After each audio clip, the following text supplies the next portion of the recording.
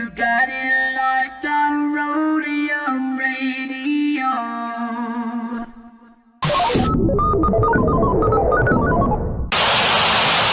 Hey Tony, drop that. What bass? I bet.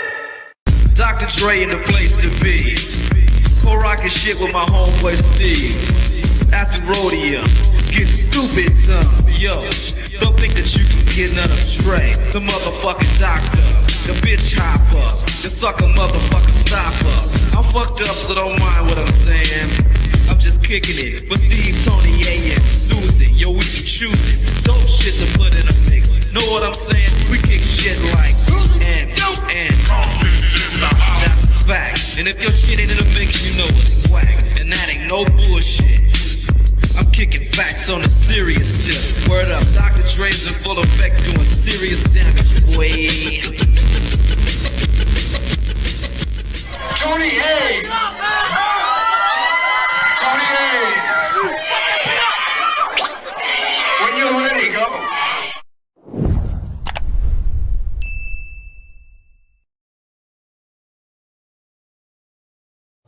Welcome back, everybody, to Roadium Radio episode 186. And before I introduce my very special guest, just a few minor announcements. Once again, yesterday I went live with Cujo the Savage because I just felt like starting something new. And so far, so good. So I don't have a special name for the show. We just called it Conversation With. And I had a conversation and I had a meal with Cujo. And so far, so good. If you're an artist and you've been on my show before, DM me. If you want to come and eat with me, you want to come and drink with me, you want to come and chat with me, we're doing something different, spontaneous. We don't have a set date. We don't have no topics. We don't have no formats. We just go live, we eat, we drink, and we're merry. And we're good, okay?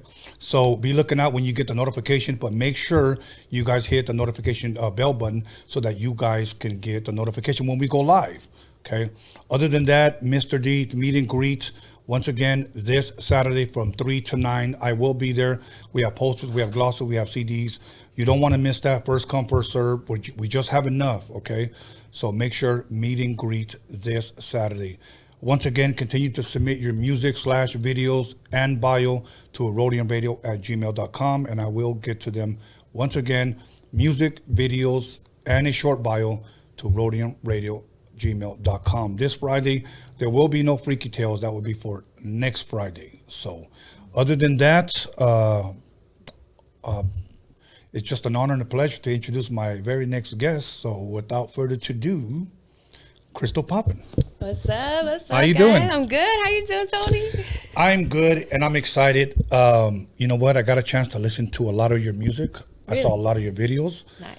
I read your bio, so I did my homework. Okay. So I got some pretty good questions. But before that, is it true that you live here in LA now? Yes, I live here now. Okay. I do. So with that being said, you a Laker fan now? So I'm a fan of all sports teams. You know what I'm saying? Yeah, okay. I like the Lakers. I like a lot of teams. Okay. Are you like, do you really like get into the sports? And if you do, what sports would that be? There hasn't really been like a sport that I'm like all about. Like I played softball in high school, so that's when I got into like baseball a little bit. But I enjoy like watching games with people more than anything. And then like if everyone there is like for a team, I'll root for that team, or even like the underdog too. I'll go against everybody just for fun for that day. But then like I just like that's just that day, Okay. Hey, fair enough. Now, how long now have you been living here in LA? I've been here for a couple months only. Okay. So I think I officially moved in March, I believe. So yeah, it's been a couple months. Okay, and that's from El Paso, if I'm correct? So I came from Houston. Okay, Houston. So I'm originally from El Paso. Okay. And after El Paso, I moved around a lot. And then I lived in Houston for 2 years. I was doing a lot of work out there. And then that's when LA was calling me. And I was like, man, I got to go to LA. And originally, I was just supposed to be here for 2 weeks. Okay. I was just like, okay, I'm going to go do some work. I got studio set up and stuff, like, let's go make music. So I'm out here making music. I'm in Airbnbs. I'm like moving my stuff around all these 2 weeks. Right. I'm like, man, this is hectic. And then Airbnbs are expensive. So I was like, man, I'm gonna look around. I'm gonna look at rent. What's rent like around here? So I start, researching, and I'm looking at rent, and I'm like, yo, like, what I'm paying for Airbnbs in these 2 weeks, Okay. I could pay 1 month of rent in LA, So okay. it's like, I might as well get an apartment. Wow. Yeah, so because I saw a lot of benefit, like being here. Right. And I hadn't really done too much work out here. I had visited a few times, but I hadn't really like set my feet down, Right, So right. when I was out here, I was like, no, I can't leave right now. What is one thing about LA that you really like, you really enjoy? Besides the weather. Besides the weather, which I do love, I definitely love the interactions that I'm making, Okay. business-wise, music-wise, even friend-wise, like the people that I'm meeting. It's definitely contributing to my Yes. life now, and I love that. I love like the people and the producers, the rappers, the musicians that I'm meeting. Brilliant people, and then the friends that I'm making as well, that are just as like other creatives that I'm Right. that I'm finally meeting, that they're out here moving as much as I am. I really like that too. So it's just like the interactions I'm making, probably my favorite part. Now, this part you probably don't like. How do you like the traffic? I hate the traffic. Oh my God, the traffic is so crazy. But El Paso, like, I cannot even the traffic is not bad, and we still complain about it. You know what I'm saying? Right. But yeah, LA is different. It's different. LA, for sure. the 110 could be hectic, and then the 101. I don't know if you've hit the 91 yet. I terrible. probably have. I don't, and I try not to drive because it's crazy. You know what I Yeah. mean? So I get like the guys to drive because they'll like boss hog around and like get in the lanes. Because I tried to drive a couple times and I couldn't get over, and I missed my exit just because like I'm scared. Like everyone like Right. drives crazy here. So like I'll let the guys drive. Okay. Now let me ask you this, because this is one thing. Whenever I have friends from out of town that come, they always say, "I gotta go to Hollywood." Yes. Okay. Be honest. What were your thoughts when you got to Hollywood? Tell us the truth. Oh my God. Okay, so I didn't know anything about Hollywood before. That's actually where I moved. So I know a lot about Hollywood now. Okay.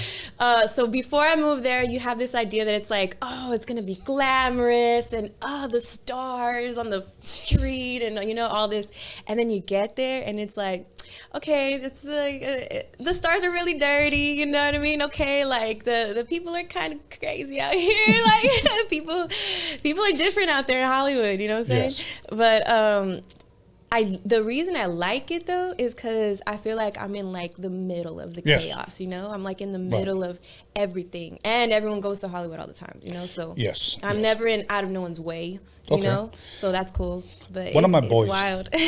one of my boys came from New York, and he said, when I land, I want to go to Hollywood. And I said, check this out, bro, because his name DJ Toro. I said, look, bro, do not expect Disneyland when you get to Hollywood. Yeah.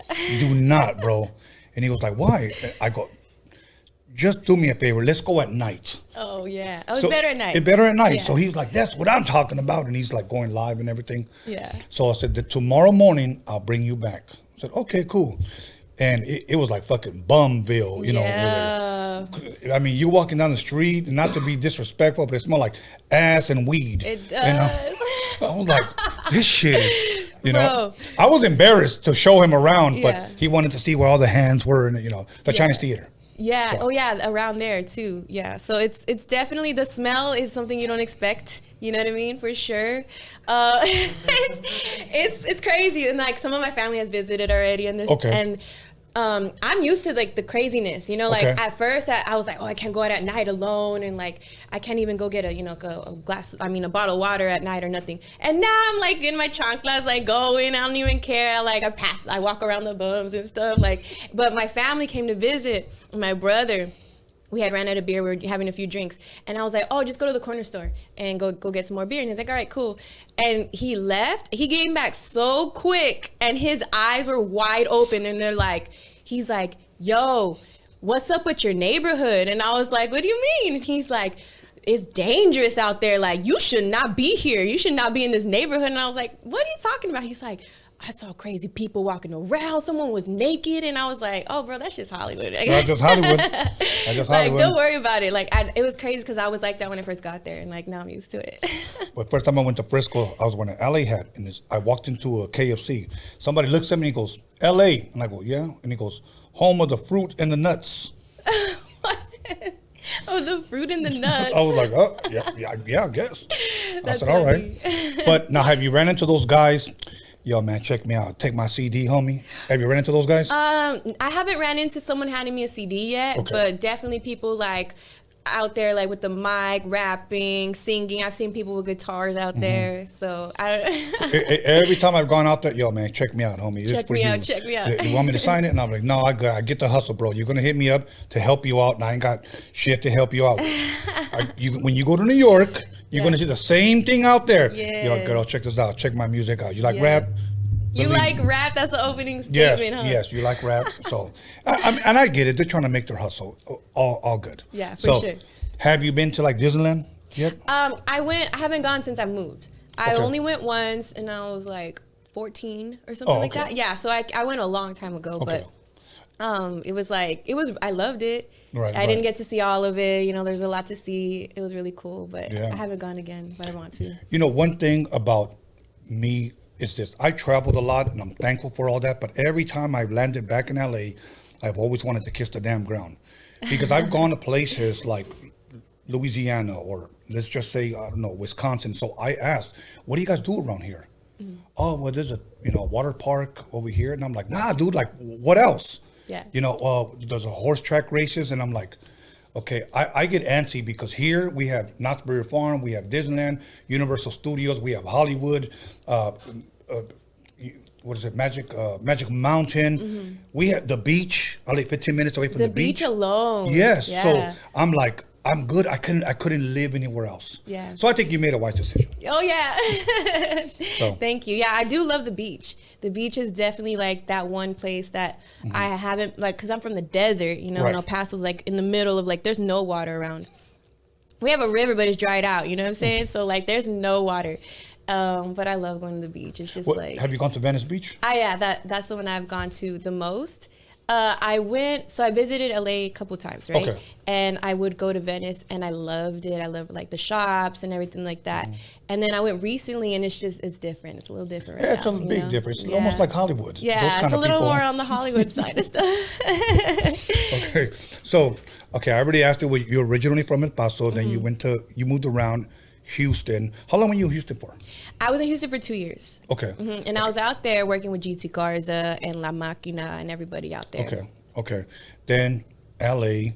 So now, let me ask you this. Growing up, and correct me if I'm wrong, in a Mexican home? Yes. Okay.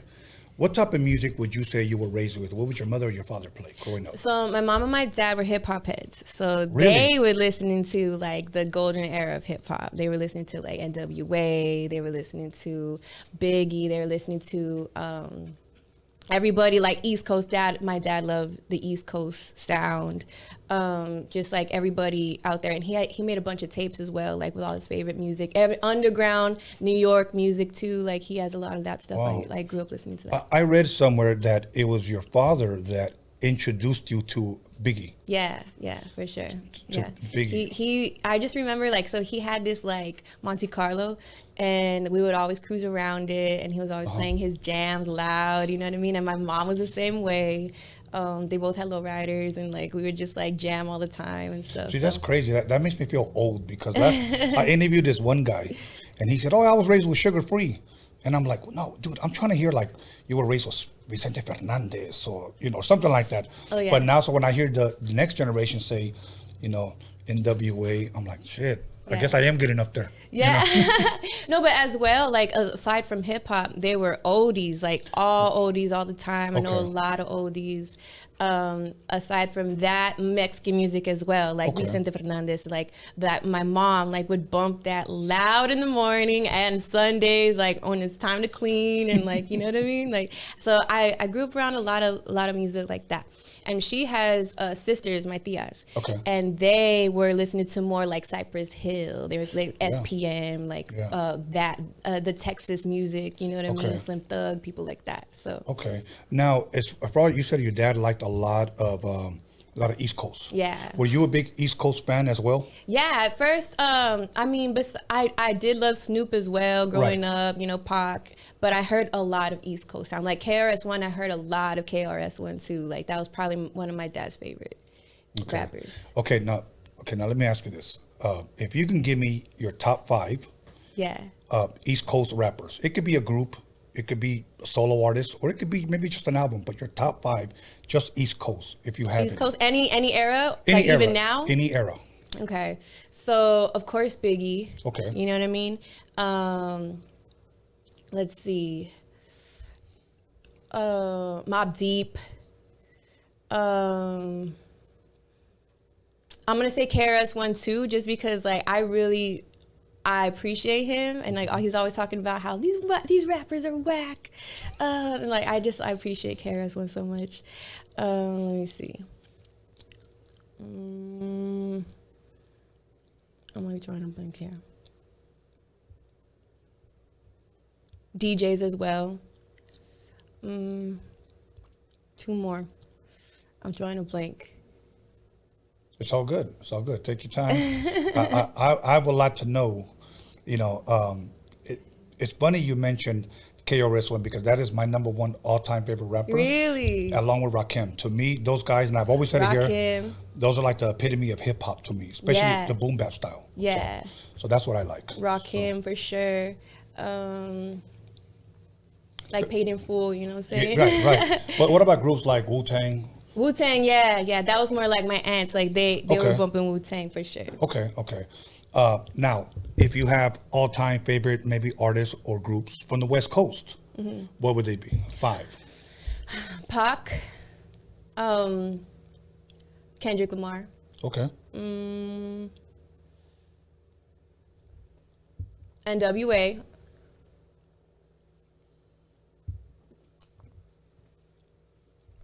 Snoop. Okay. And then I'm gonna say, that's hard, huh? Oh, Be Real, yeah. That's exactly what I was thinking. I was like, yeah, for sure.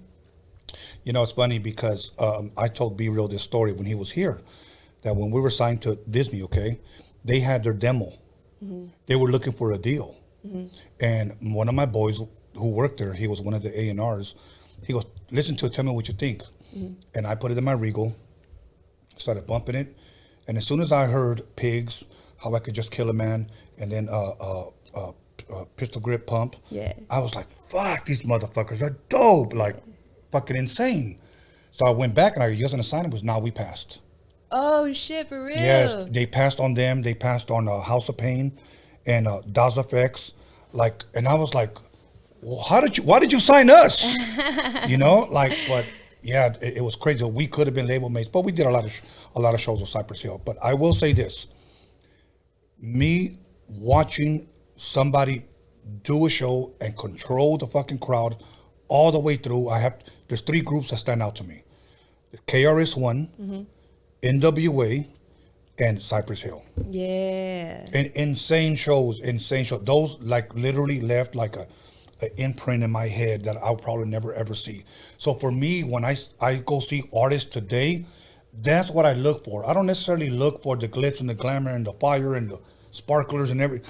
I want to see somebody just control the motherfucking crowd and everybody just digging this shit. Yeah. You know, but it's a different era because today when you perform, you know, 90% of the people are like this. Yeah. And they're not really enjoying the show anymore. I agree. You know? I agree for sure. When back then everybody was like, now throw your hands in the air, and you see the whole motherfucking crowd, you know.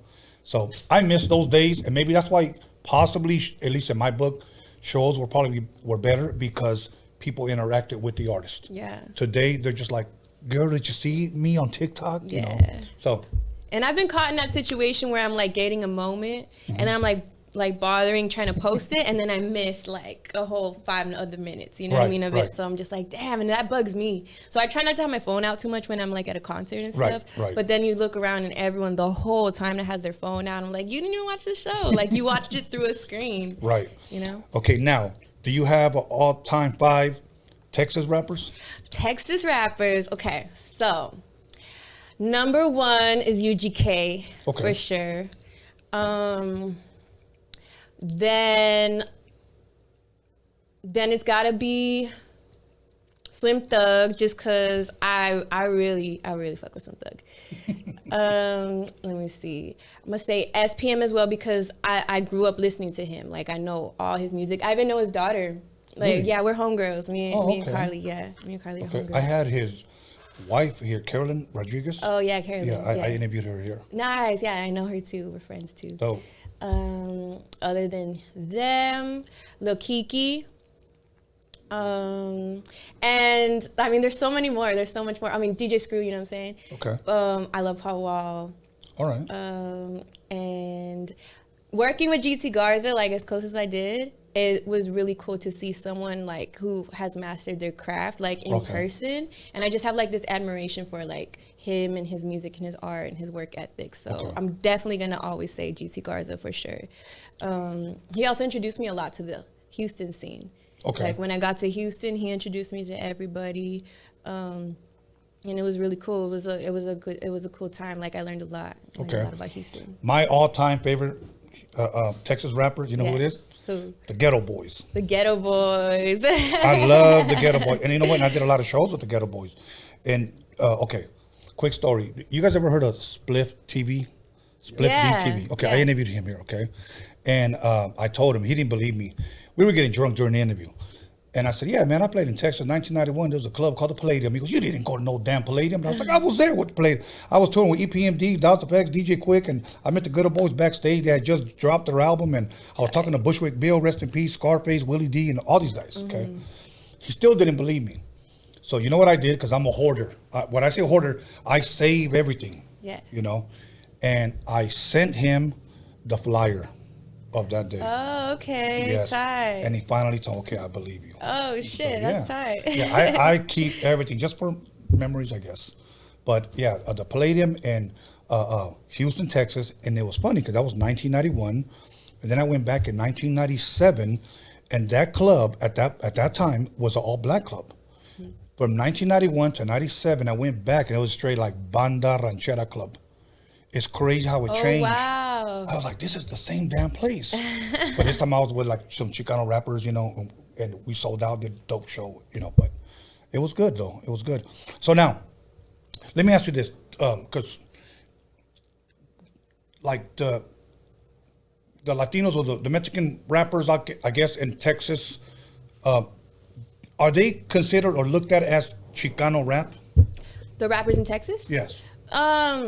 I think that it's starting to come out of that. I think like the rappers now that are coming out in this time, they're not so much in that lane. You know what I mean? I think previous maybe a couple years ago, like 10 years, it was definitely more leaning on like the Chicano rap style. But I think that now it's really like the Texas flavor is really ingrained in the rappers that are coming out now. You know, like I feel like me too. Like I feel like that Texas like flavor is present for sure. So I definitely think that. Well, I've been trying to get a lot more Texas rappers out here. Yeah. And I was just in contact with one of them.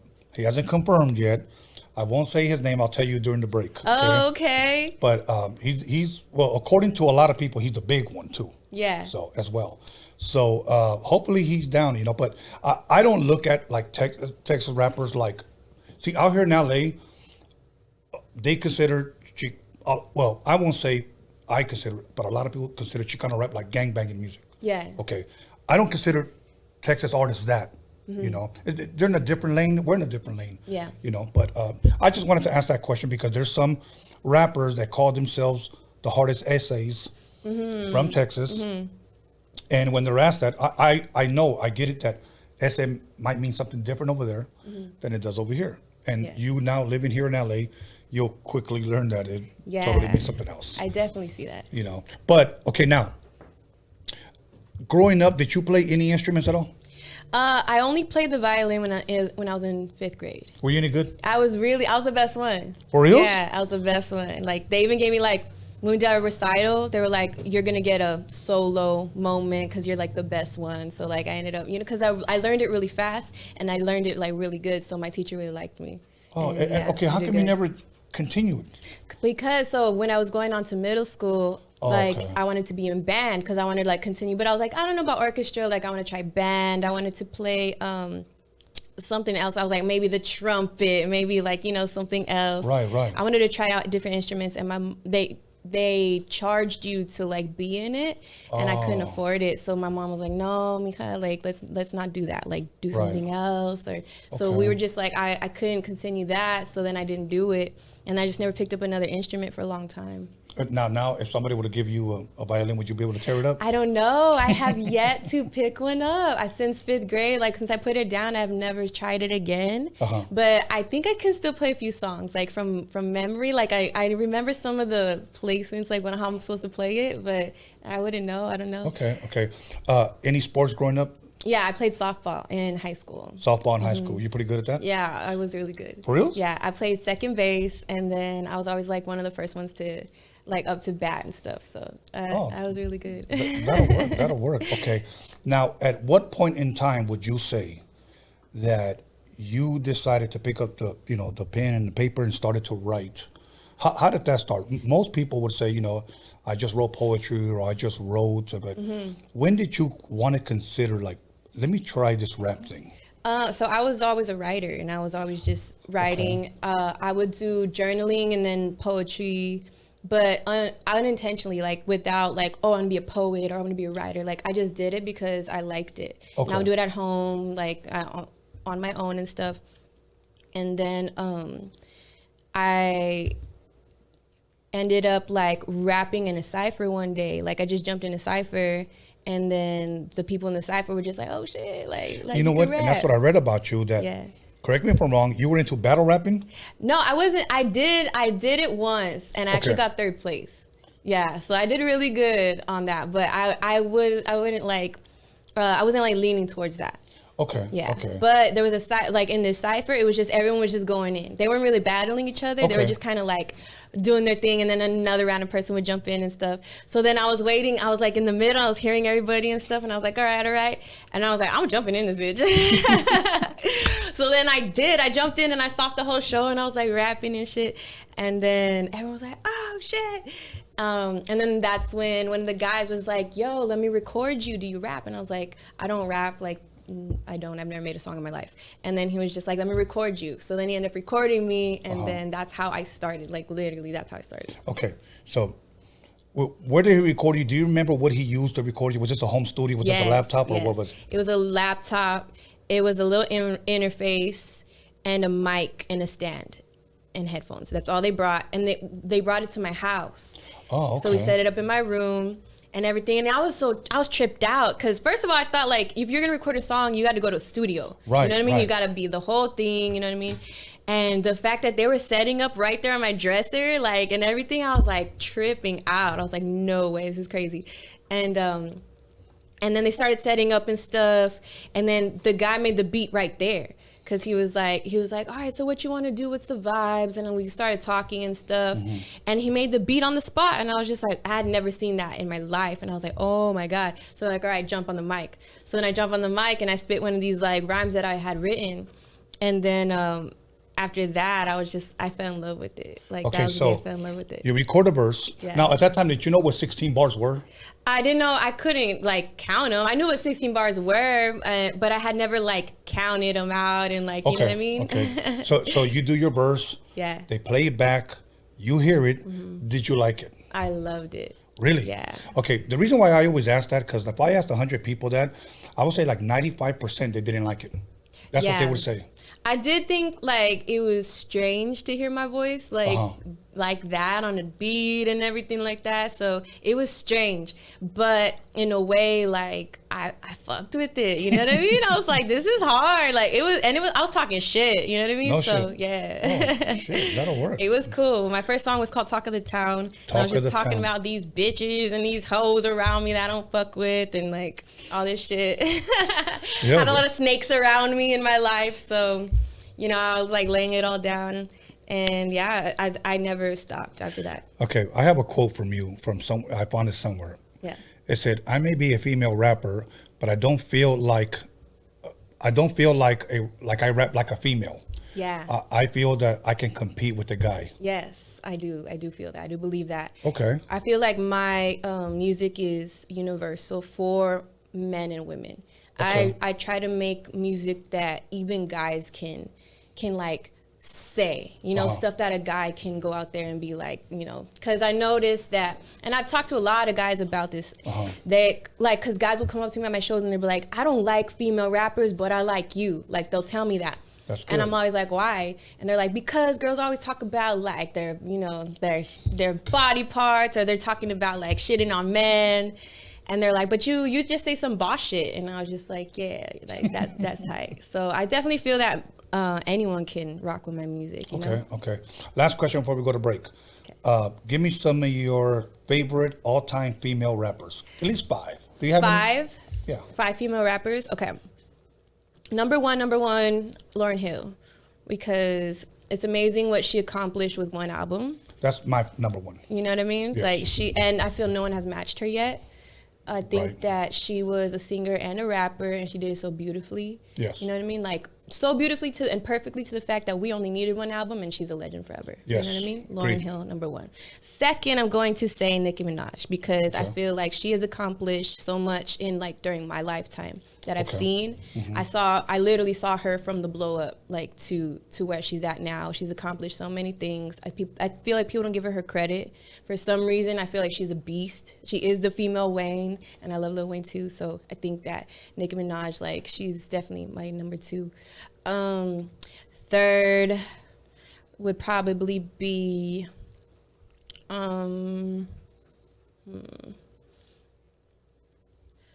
gonna say Missy Elliott, because I feel that she broke barriers, you know, like she did it different. She came at us with more like, she wanted to make us dance. Right. Instead of like, look at her body, you know what I mean? And I fuck with that too. And that's something that I think about her sometimes when I'm in the studio, and I think like, what would Missy do on this beat? Like, or how would Missy get someone to dance on this beat? You know what I mean? Like, people would break dance to her songs and stuff. So I fuck with that.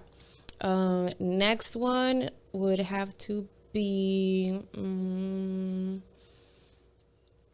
I listen to a lot of the old school females, you know, like the old school, like MC Lyte, Salt and Pepper, but it wasn't like my jams, you know, like that wasn't like what I was rocking with. I feel like Erykah Badu is not like a female rapper, right, but she's hip hop, you know what I mean? Like, she does rap. I agree. So I'm gonna say Erykah Badu for sure. Lastly, let me see. What about Krystall Poppin? Oh yeah, I mean, of course. I fuck with my music. Like, that was a mission for me when I was making music. I was like, I need to make music that I would want to listen to. Yes. Because when you make music and like you don't like it, and then it's out there and you got to perform it and you don't even fuck with it, like it sucks. It's so depressing when you got to do that. Yeah, very, very true. So I made sure, I was like, guys, if I'm going to be making music, like, I'm going to make music I fuck with. So I'm going to say me. Dope. Okay. We're going to go ahead and take a 10-minute break. We're going to come right back. We're going to, there's some songs that I want to touch on, and they're give people the tour dates and what can people expect from Krystall Poppin 2021. Okay. Everybody, once again, episode 186. We're going to go ahead and take a 10-minute break. So make sure you call somebody, text somebody, slap the shit out of somebody, let them know that Krystall Poppin's in the motherfucking building. We'll be back.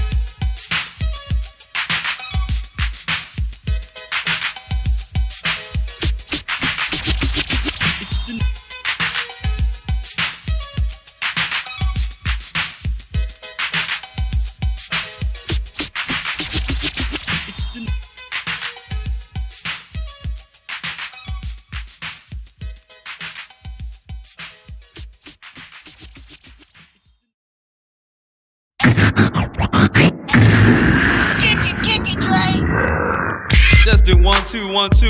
Right about now, Eazy-E and Dr. Dre's in the motherfucking house. Times are getting crazy, it's really hard to choose it. The Roadium's a spot to get funky, fresh music. Easy motherfucking E and my homeboy Dr. Dre. MC Ren is in effect, and you know we don't play. The Roadium is hitting, but you know you can't leave until you get a deaf-ass tape from Steve. Oh Steve, oh Steve, oh Steve, just give me just one more tape. Oh Steve, oh Steve, oh Steve, just give me just one more tape. Oh Steve, oh Steve, oh Steve, just give me just one more tape. Oh Steve, oh Steve, oh Steve, just give me just one more tape. Yeah, man, I came all the way down to the Roadium spot meet, man, to pick up one of the NWA tapes, man. And I talked to homeboy Steve down there, man, and he said I'm fresh out of tapes, man. How the fuck you fresh out of tapes, man? He said cause they selling like hotcakes and shit, man. Got my man throwing down. Hey mom, what's for dinner? Welcome back, everyone, to episode 186. And we're not going to bullshit. We're going to go ahead and jump right back into it with Krystall Poppin. What's up? What's How you up? doing? Hey. Okay, Good. here's a question that I want to ask you. Yeah. Before I ask you where you got Krystall Poppin from, was that always your rap name? It's always been my rap name. Always? Yeah, always. What is the birth? What is the birth of that name? How did that come to pass? So a family friend would call me that like for a little while before I even started making music. Like he would just always like be like, "What's up, Krystall Poppin?" Like he would give everyone nicknames. Everyone around had a nickname, like everyone around him. And then he just called me Krystall Poppin. And at that time, I was like going out to the clubs all the time. I was like getting ready. All my friends would come over to the house, like you know what I mean. Like I was always having people at the house. Okay. And then he would see that. And he was like kind of like on his like loner, like he was rooming with us at the time. So he was like on his own, smoking his weed and stuff. And then every time we'd leave the house, he'd be like, "See you later, Krystall Poppin," you know? And I'd just be like, okay, cool. And then, yeah, so when, on that day in my room when I made my first song, Right. before we like when they were bouncing it, they're like, "So what's your rapper name? Like, what do I put on here?" And I'm like, Krystall Poppin. Krystall Poppin. Yeah. That's dope. Okay, so now, did that song officially ever come out, or was it more like a demo that you gave out to people? No, it came out. It dropped. Yeah, I dropped it. Okay. I think I dropped it on SoundCloud or something like that. Because I didn't know how to like access Apple Music. I don't even think Spotify was like really, really popping at the time. So yeah, I put it up like on SoundCloud, I think. And what was the response that you were getting from the people that were hearing it? Everyone was like liking it. Everyone was tripping out. They were just like, "Damn, she's dope." There wasn't too many female rappers from El Paso coming up at that time. So everyone was kind of like, "Oh shit, this is tight." I started tapping into the local scene, and there was like one other female there. So every time I was gonna like go up and perform this song, like everyone wanted to see what I could do for some, just because I was a girl, you know? Right. And that was kind of a cool like advantage, I guess, because everyone else was guys and they all sounded the same and like, you know? So everyone was excited to see me, and then I'm going hard on this song, and it was like, oh shit, like she could spit, you know? Okay, there's a question I have to ask, because with much success comes much hate. Yep. Did you started to see that almost immediately or eventually? Gradually, maybe? I saw it immediately. I saw hate, like, for sure, especially from people who knew me that didn't like me. They were the first haters of music I had, people that I actually knew. You know what I mean? They were just like, "Oh, this bitch is whack," and like, what the hell? Like, I just heard the wackest song in the world, like type shit. Like they're posting on Facebook and like all this stuff. And That's horrible. Yeah, and I'd never experienced that before. You know what I mean? So it was hard at first. At first, the hate, I didn't know how to handle it. Like it affected me. It really hurt me, and yeah, it even made me think like, do I suck? You know what I mean? Like now when I listen back to the song, like yes, you know, I definitely not where I am right now. It took a long time to get here, but. I definitely would, like, there was something there, but and I believed in myself, you know. Right, so right. like all this hate, I was just like, what are you talking about? Like, Right. suck? What do you mean, me? But yeah, so I let like the hate was getting to me at first, but then eventually I started surrounding myself with people like that were encouraging, and they're just like, dude, like you're dope, like you need to believe that. Just people that have been in the game longer and stuff. The team I'm with now, I was lucky enough to meet them like pretty early on, so they guided me a lot, and they were doing music already for a while, so they were just like, you know, teaching me the ropes and kind of showing me like if you want to be in this game, like it comes with hate. It comes with it. You can't get around it. You can't expect you to be the only person in the world to not have haters. Like it's gonna happen. So you need to decide if you're gonna be able to handle it, or it's gonna get to you and it's gonna kick you out the game. You know, really quick story. I won't mention her name, but if you want, ask me during the break, and I'll tell you who it is. Okay. In the late '90s, I hooked up with a female that I thought had the potential, at least in my opinion, and in the opinion of Def Jam, because they wanted to sign her. Yeah. I was producing her. They saw her like the Latina Lauryn Hill, because she could do both. She could sing and she could rap. And I said, I got it. It's a lock. Nice. You know, I'm producing her. She's going to blow up. Here's one thing that you said that she lacked. You believed in yourself. She never did. She had all the fucking talent in the world. And every time we recorded, it was always this after every song. You know, I don't know if I can suffer rejection. What if people don't like it? What if people just think it's fucking trash? Yeah. And even to the point where she would give herself anxiety. And then I was like, look, every fucking song, because the way I produce is this. Every song could be a possible single. We're not going to do like this. We're just going to throw it on the album. I don't do those kind of songs. Every song could be a possible radio cut, or every fucking song's going to be a hit. That's the way I produce. If I feel that it's half-assed, we start over again. We'll work on something else. Okay, well, I would call her, and every other day, look, it's dope. Just give me some time, you know? Yeah. And I don't know if I needed to hire somebody just to cheer her up or something. But I like the fact that you believe in yourself. Like, I love boxing, okay? I would never train a boxer if mentally he thought he was going to go in there to lose. Yeah, it matters. Yeah, it matters. Like, I'm going to fucking win. And that's the mentality that we got to have. I'm going to win. Yeah. She didn't have that. Def Jam flew in. She never showed up to the meeting. Oh, no way. Okay. And that's a long story short. Okay. Yeah. I mean, So she never, and it was just, and I still have her songs. Man. I still have her songs here in the next room. So, but yeah, it just never, and I just thought she was amazing. And the last times, well, that's enough for another day. But anyways, let's get in. Okay, so after you dropped that, what came next for Krystall Poppin? So after I dropped this song, it started like picking up like attention and stuff, and I started like doing shows. My name was like underground El Paso, you know, like going around and stuff, and people started talking about me. And then one day, my friend reposted my song one day on Facebook, and her cousin, he's a producer, he saw it, and he told her, he hit her up and was like, hey, who's that girl in that song you posted? And she's like, oh, it's my friend Krystall. He's like, tell her to come to the studio. Like, I would like to meet her. She's really good. And then we just ended up going to the studio, and then we started talking, and he's like, what you want to do? What are you trying to do? And I was like, I want to make music. Like, this is like, I had never chose anything for my life before that. Like, and I tried to figure out what I wanted to go to college for, and I could never pick. Like, I just didn't know what my future was going to be. I could never like settle on anything. Right. And finally, when I started making music, I was just like, this is what I want to do. This is it. Yeah. So then we started working together. His name's Cass. Okay. So me and him started making music, and then we made this song called Supernova. And we put it out, and that got really, really dope response. Okay. Shortly after that, I met my team that I'm currently with now, and we ended up shooting a music video for Supernova, and it was just like everyone was talking about it in the city. And like basically when the video dropped, that's when like Krystall Poppin was here, bitches. You know what I mean? Yeah. Hell yeah. I love that. I love that attitude. I love it. Yeah, and it just kind of went from there, you know. It was just songs and videos and shows. And I was still like keeping a job up, you know what I mean, at the time and stuff, saving up money for music. Do you still remember your first show?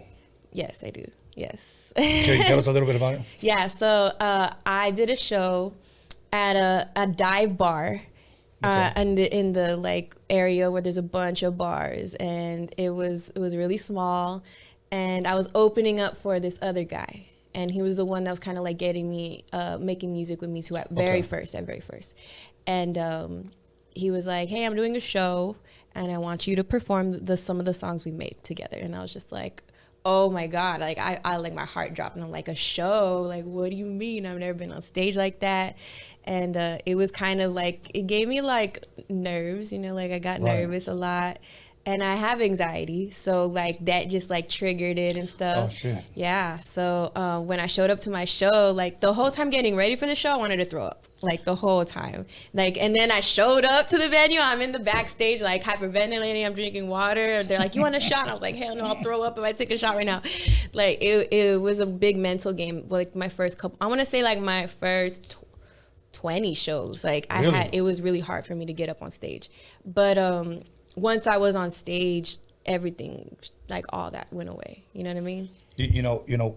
Okay, quick story. Here's how I learned to get up on stage in front of a lot of people. Yeah. Because I performed in front of 50 people, 14,000 people. You know, Wow. I had a lot of big crowds because we were on tours. But in junior high school, when I became a DJ, oh my God, it was the hardest thing. I had a cassette deck and a turntable and a mixer. And I picked up my needle like this. I swear, I couldn't control it. Oh, I couldn't. wow. There was like 100 kids. It was called the noon dance. They would dance during lunchtime. Okay. So I would give up my lunch to play music. So and I picked it up and I was so damn nervous. I couldn't just pick it up to do this. I couldn't. You were shaking. It was that fucking bad. Man. And I remember I was like, and it was, yeah. But I'll tell you what. After that, I kind of became like the popular kid. Oh, because yeah? they're like, "Oh, you're the DJ." Huh? I'm like, yeah. Yeah, I'm the Okay. DJ. So I would say maybe after a year of that, really prepared me, because here's the way I see it. Everybody's dancing. If I fuck up, everybody turns around and looks at one guy. Yeah. So I'm 21, 22. I start touring now. My rapper, he has never done shows like this. He's up there shaking. And he's like, "Yo, Tone, give me a shot or something, man," because he was sweating. Yeah. And I was like, "Be cool, man. Be cool." So he kind of fed off of my energy, you know? Yeah. And I would just put the needle on. All that was gone. So as soon as I did a then he would come out. He already knew. But I kind of helped keep it together for him, because there was a couple of times that he was rapping and he would fucking forget his lyrics and he would come back, "Yo, man, I forgot my shit." On stage. Yeah, and I knew his God. lyrics, so I was like, "You remember you said," and he was like, so he would keep continue. Yeah. But it all started for me in middle school. Middle school. In That's middle school. tight. Yeah, so back then it was junior high school, but Yeah. I'm an old school from middle school. So I see another song that you had. Tell me, so Supernova did. I see Glitter and Gold or Palm Trees in Alaska. Yeah, those are my first songs. Okay. Wow. I haven't heard that in a long time. Okay. So Tell which us one about do you it. want to know about? Okay, Palm Trees in Alaska. Palm Trees in Alaska. So that was a song after Supernova. And I made that, so I had linked up during Supernova with my team now, including my manager, D.S. Jr. So he was just like, "Oh yeah, we put out this Supernova and it's doing good and stuff." He's like, "We got to do another one." Okay. And I was like, "Man, I want to do something crazy. Like, I want to do something different. What should we do?" We started brainstorming and stuff, and I was like, "What if we locked ourselves in a studio for 24 hours and gave ourselves a goal and made a bunch of music and we live streamed it?" And at that time, live stream was new. So like it was this website. Like I don't even remember the website, but it was like this random website. And I was like, let's do something like that. And he's like, "Bet, like that sounds cool. Let's do it." So then we started putting together this like 24-hour lockdown in this studio. And we were like, we got to find a studio. And there was a studio being built at the time, which is very popular now. A lot of really dope songs have come out of there, including like platinum selling songs. Right. But at the time it was barely getting built. And we knew the owner and we're like, "Hey, we know you're not open yet. It's called Beacon Hill. Like, we know you're not open yet, but we have this crazy idea. We want to do a little lockdown, have people there, producers, and we want to, use your studio." And they were down. They were like, "Bet, come through." So we go through to Beacon Hill. I have a whole crew there. We have camera crew because we want to do videos to the songs we make. And we made 3 songs that day. One of them was Palm Trees in Alaska. And we ended up shooting a video for it. We shot 3 videos and all in 24 hours. And it was crazy. Everyone thought it was wild. It was a mess, but it was fun. It was really cool. It was a challenge. But that's how Palm Trees in Alaska happened. Okay. Yeah. Now, why did you name it Palm Trees? Is there palm trees in Alaska? There are no palm trees in Alaska, not naturally at least. Right. But the reason I named it that is because I always want to do something that's gonna catch people off guard, or something people don't expect. You know, I call myself like the master of surprise, because like I want to give you something that you're not expecting. So I'm like, what can I call this song? And like I feel like it's not a typical song you hear from a girl, and I'm like, there's no palm trees in Alaska. You know what I mean? Like if you heard that, I was like, palm trees in Alaska, like that's such a crazy like concept, and I was like, that's what I named the song. That's dope. Okay, and I'm gonna tell you why I like it. And I always tell this to the artists that come here that I believe are different. I like different. Yeah. You know, because see, there's a lot of artists that do this. Well, that sound is what's popular right now. We need to do that. Yeah, they do that a lot. I don't do that. Yeah. So me, I'm like, okay, everybody's going that way. I'll go this way. You know, and believe it or not, that's how you stand out. Yep. So, okay, tell me about Glitter and Gold. Glitter and Gold has like a special place in my heart. Glitter and Gold was one of the first like real storytelling songs that I made, and it was something that I put facts about like my life in there, my family, my dad, and it was something that it meant a lot to me at the time. Well, it still does, and that's one of my family's favorite songs to listen to. I'm very close to my family, and you know they love that song. And when I wrote it, it was during the time when I had decided to leave El Paso to pursue music full time. I was working at a salon at the time. I was cutting hair and dyeing hair and all this stuff. And I was saving up money because I wanted to move out of town, and I wanted to go find where the music was going to take me. And I was like, I'm going to Vegas. Told my family, everyone knew about it. And it was just kind of this like, this point in my life, a turning point in my life. Right. So when I'm in my room, I'm on this cheap ass laptop that I bought for $100, and this guy from El Paso gave me the beat, and I'm just writing to it, and I'm like, bro, I want to say something in this song, and I did, and I feel like I got like this like hopeful, like this little like all this glitter is not gold, but gold is not reality. I feel like sometimes we chase what's like the glitz and the glamour of things. Like no matter what job you have, even if you're a doctor, like you're chasing money sometimes. Like it's always about the money. And you need to realize that the money is not real. You, like what you do to get the money is what's real, you know? And that's just kind of where I was at the time. And I wanted to inspire myself, you know, as well as other people. And that song came about. Okay. There's a couple of more songs that I want to go over. Hello. Yeah, Hello's tight. I like Hello. Hello happened in Dallas with our boy Dustin. And I just happened to be in Dallas at this moment in time. And then some of my people hit me up and they're like, hey, I know a producer there in Dallas if you want a studio session while you're there, while you're kicking it in Dallas. I have family in Dallas. So then I was like, yeah, link us up. So then they sent us to his studio. It was a really, really dope house studio. Then we walk in. He's a really cool guy, you know what I mean? And he's like, have a seat, like take a shot. And then he's like, I'm just gonna play beats. But the cool thing about him is he only makes loops. Like he doesn't do full beats until you choose it. So that was different. You know what I mean? So I was just like, okay, so we're just listening to a bunch of loops. He's going through loops, and I always know when I like something. You know what I mean? I always know like this is tight. So then he plays the Hello beat, and then I hear this phone is like, and I was just like, oh, this is tight. I was like, and right away I thought of like phones. I was like, hello, like something with hello. I was like, something with hello. Like that's how it started. That's how the whole song started. And then boom, we just started going. I started like writing to it, and then boom, this whole song came out. A lot of people like that song, so it's really cool. It happened in one day. The whole thing happened in one day, and I like those sessions when like you complete a whole dope song in one session. Yeah, that was really cool.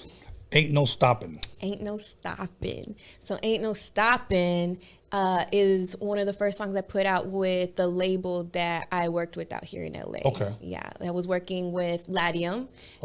And they had me in the studio. We made a bunch of songs. We were just kind of like trying to find what my sound what my was? sound Okay. is, what I was capable of doing. And I always wanted to make a song, like, I wanted to see if I was able to make radio songs. You know what I mean? Like songs that can be in movies, so songs that Right. can be played at the mall or something. You know what I Right. mean? Because I was always making like hard rap, or like even just hellos, like, you know what I mean? Like bops, like fun stuff, but not necessarily like for radio, you know, not radio cuts. So this time, like working with them, I was like, let's focus on like something that can go far, you know what I mean? Something on the radio.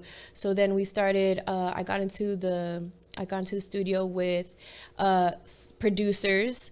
One of them worked with like T-Pain and people. I think he even worked with T.I. He was a really, really dope keyboardist, and a bunch of people. And that song happened, you know? So Ain't No Stopping happened, and then we ended up shooting a video for it. It was like one of the first songs we ended up putting out together. Before I ask you about your next 3 songs, shooting a video for the first time, how was it for you? For the first time? Yeah. So the first like real one, I was like, this is a music video. Because I had shot some like videos before that, but it wasn't even like, not really like a music video. My first one was Supernova. And it was so fun. So I threw a real party for that song, because I was like, I want a party in this scene, but I want it to be a real party. So we ended up like getting kegs, we got a bunch of alcohol, we got a bunch of like people to come through. I invited everyone I knew. I was like, yo, I'm shooting a music video, but it's a party, come through, it's gonna be fun. And we packed this house. It was like, there was a party in the backyard, there was a party in the garage, there was a party in the house, and there was a party in the basement where the video was being shot. So that's a party. It was a party. It was fun. I had a lot of fun. Now, And did you get nervous at all, like the way you did when you took the stage and being in front of the camera? I was nervous because I felt like it was going to be the biggest thing I had ever done up until that point. Okay. And I didn't want it to fail. I also didn't know if anyone was going to show up to the party. You know what I mean? I didn't want to be up in there with like 3 people and stuff, like including the camera guy. Like, I didn't know what was going to happen. And I hadn't thrown a party since like a long time and stuff. So I was like, okay, I hope this goes good. And it did. Like, once the party was packed, I was like, oh, this is good. Like, that's when I started getting like, okay, everything's straight. Yeah, I got comfortable. I had a few shots. And then that's when the camera guy was like, well, he's my homie Danny.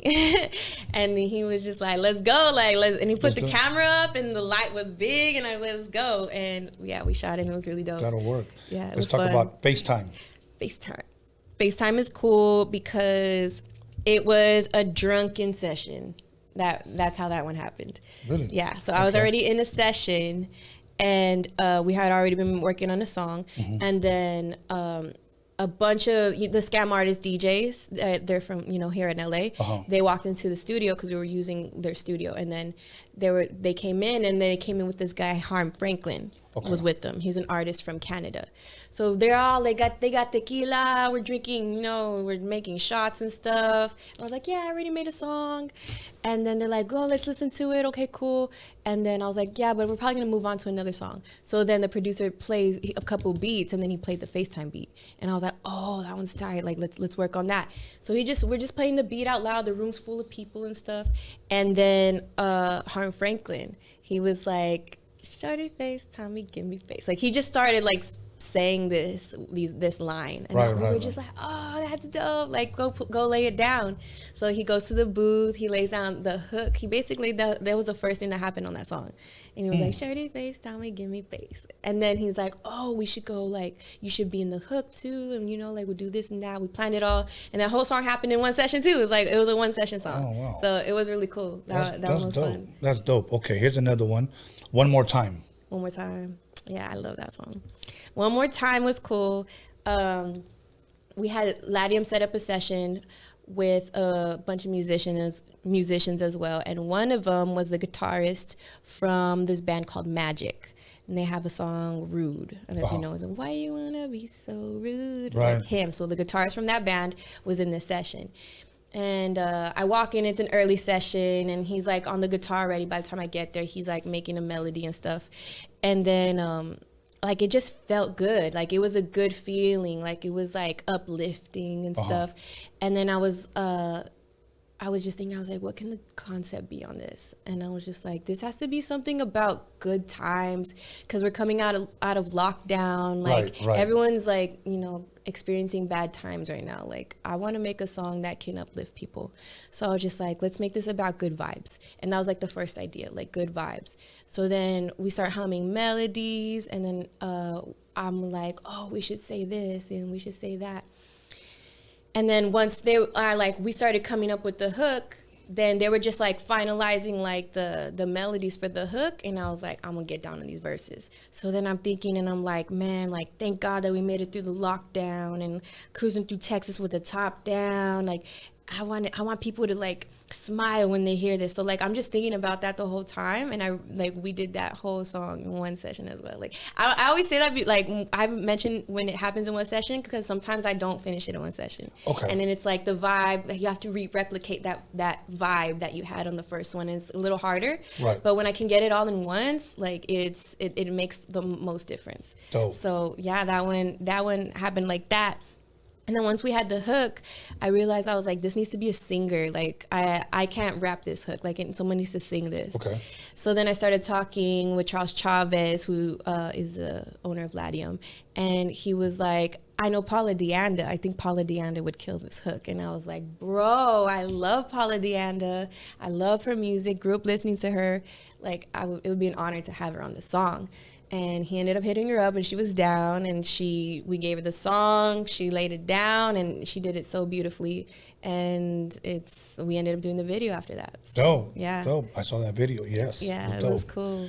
Okay, now, to ask you about this next song, I have to ask you first about this artist. Okay. How did you meet GT Garza? How did I meet GT Garza? So I met him, first I met his manager online. Okay. They were putting together their 2019 tour. Uh-huh. And this was December or November 2018 that they hit me up. They're like, hey, we're putting together a tour. Me and GT think you're dope. Do you want to come do a couple shows with us? And I was like, oh my God, because I knew about GT Garza already. Uh-huh. I already know who he was, and I knew like he was big in Texas, and I knew that I had a lot of friends that like bumped him and like really liked his music. So I've been around his music, and I was shocked. I was like, what? Like, GT Garza wants me to go on tour with him? That's crazy. And I was just like, hell yeah, I'm down. So then I just started preparing for tour, and then in February, Hobbs, New Mexico. Okay. Pulled up in my RV that I lived in, and I hop out the RV and I walk over to Money, which is his manager, and I'm like, "Hey, Money, I'm Krystall Poppin. Like, what's up?" We had a show that night, so we ended up meeting that day. And Garza was shooting a music video, so we showed up to his little music video that he was doing for a Hobbs artist, and so I'm talking to Money first, like get to know him. He's like, you ready for the show tonight? And I was like, yeah. Like, I'm super excited. And then when G was done, he walks over and he's like, what's up? Like, super like welcoming and stuff. I was like, what's up, bro? Right. I'm a big fan. Like, such an honor to meet you. Such an honor to be on this tour. Thank you. And he's like, oh man, we're going to have fun. Like, don't even worry about it. It's going to be tight. So then, boom, like from that night on, like we just started killing the shows. Like, he had like 20 plus cities on that tour. So we went through 20 city tours together. We learned a lot about each other. He really liked the way I performed. He really liked my music. I don't even know if he really looked into my music before that. He did, because he had to like approve me, like to be on his tour. Uh-huh. But after we started going on tour together, that's when he really started seeing like what I was capable of. Okay. And then once tour was over, then G was like, yo, fam, at this point we're family. And then he's like, come to Houston, let's make music. Like, it's time. And I'm just like, all right, if that's what you want to do, I'm down. Okay. So then in June 2019, that's when I moved to Houston. Oh, yeah. Wow. Mm-hmm. Okay, now I have to ask you, because people have been asking about My Enemy's Enemy. My Enemy's Enemy. What is that about? Talk to us. So My Enemy's Enemy is a song that me and GT Garza made together. He had laid out the hook in his verse, and he was just like, I want you on this song. Like, this song is important to me, and I think you would kill this. I think you belong on this song. Okay. So he gave it to me, and I started hearing the hook, and the hook is like, I like showing your enemies like fuck it, like, I don't give a fuck about enemies. Like, I'll take another enemy. Like, I need more enemies. It doesn't matter. Like, I used to hang with the innocent. Now I connect with the menacing. You know what I mean? It's like I'm not all the way good, so don't fuck with me type shit.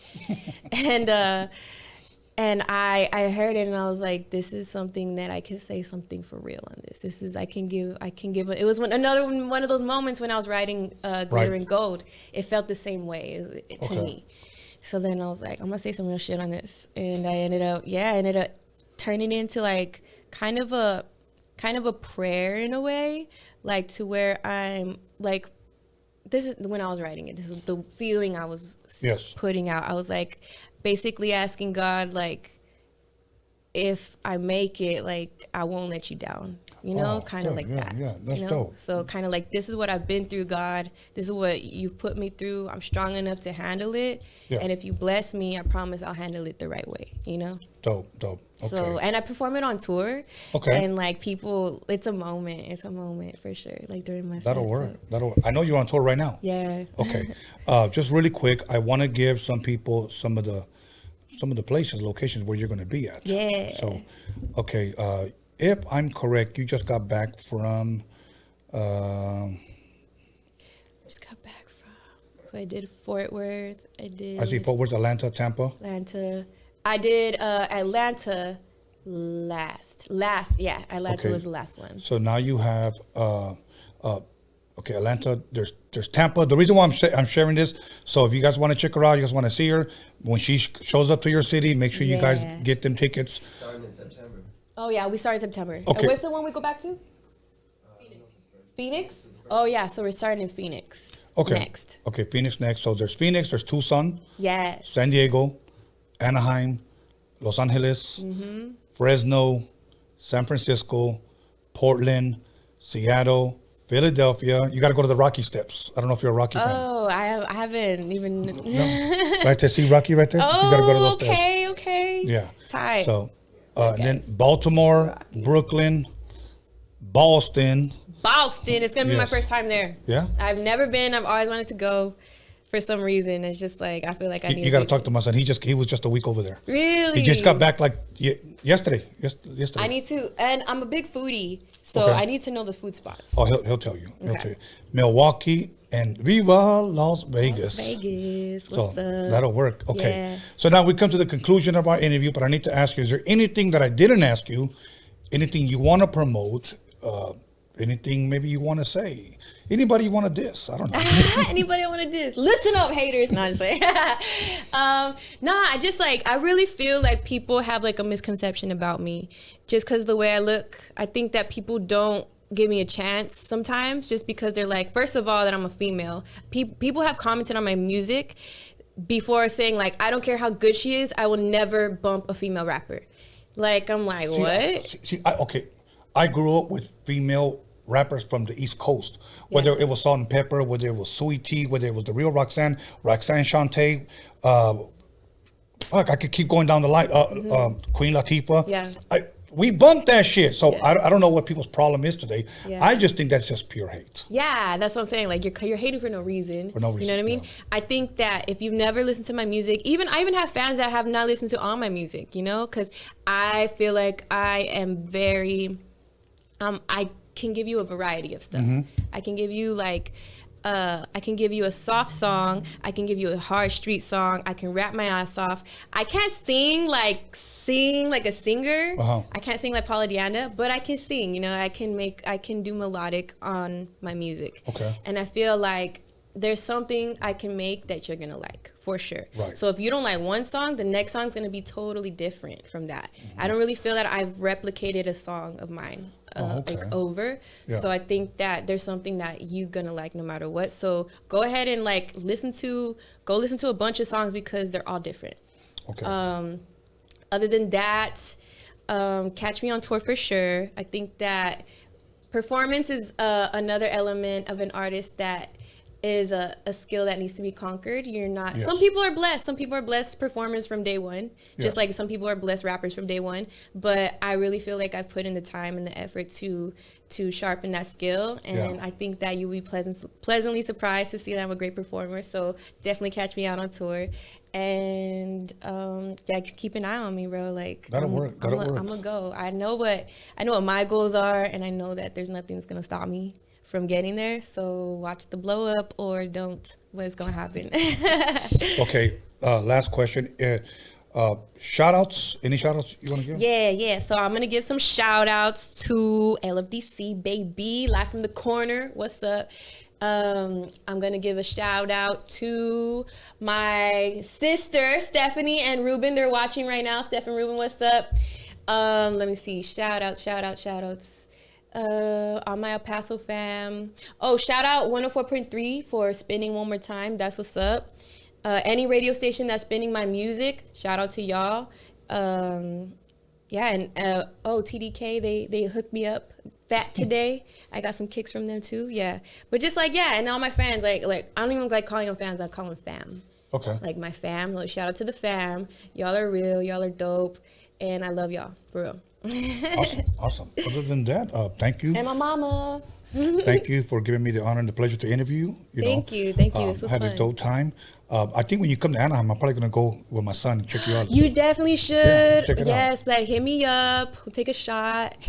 I like having fun at the shows for sure. Me too. So something I wanted to mention, I forgot when you were asking me about my first shows and stuff, and I had really, really bad anxiety. So because I know a lot of people that follow me perform as well, and I know they have trouble with anxiety and stuff. So there was one thing that someone told me that switched everything for me, and I was never nervous after that. Yeah, share that. Someone told me one day, because I was telling them, I was like, I don't know how to get over my fear of the stage, or feel this heavy feeling I get when I'm going to perform. I'm sweaty, I freak out. I hate it. What can I do about it? And they were like, you know what your problem is? You feel the energy of and the pressure of going on stage, and you're thinking of it as fear instead of excitement. And they're like, change your mindset to think of that energy as excitement, and you will never be scared of the stage again. And I was like, yo, what? Okay, because that energy is going to happen no matter what. And it's up to you how you're going to handle it. That's right. And it's and now when I feel it, I'm like, I'm just lit. I'm just ready to go up stage because I know my words. I know I've rehearsed. I got it down. I'm not going to blink out. I know what I'm doing. You need to trust yourself as well. You know what you're doing. And you're excited. You're not scared. So the next time a hater comes at you, just get excited. I'm just bing, bing, bing. Yeah, no. Yeah. All good. Okay. For sure. That was one other thing I was going to say, but if I remember, I'll tell you after. But once again, thank you very much. I wish you nothing but the best. Thank you. And then when you blow up even bigger, you got to come back. I have to. You got to come back. And you're the legend. A lot of people are giving you shout outs. So thank you so much for having me. It's an honor and a blessing to be here. Okay, everybody. GT Garza just walked in this motherfucker. So it's about to be even more lit. So make sure you go get something to drink. Come right back. Warm up that top ramen. Get yourself a Modelo. And we'll be back in 10 minutes.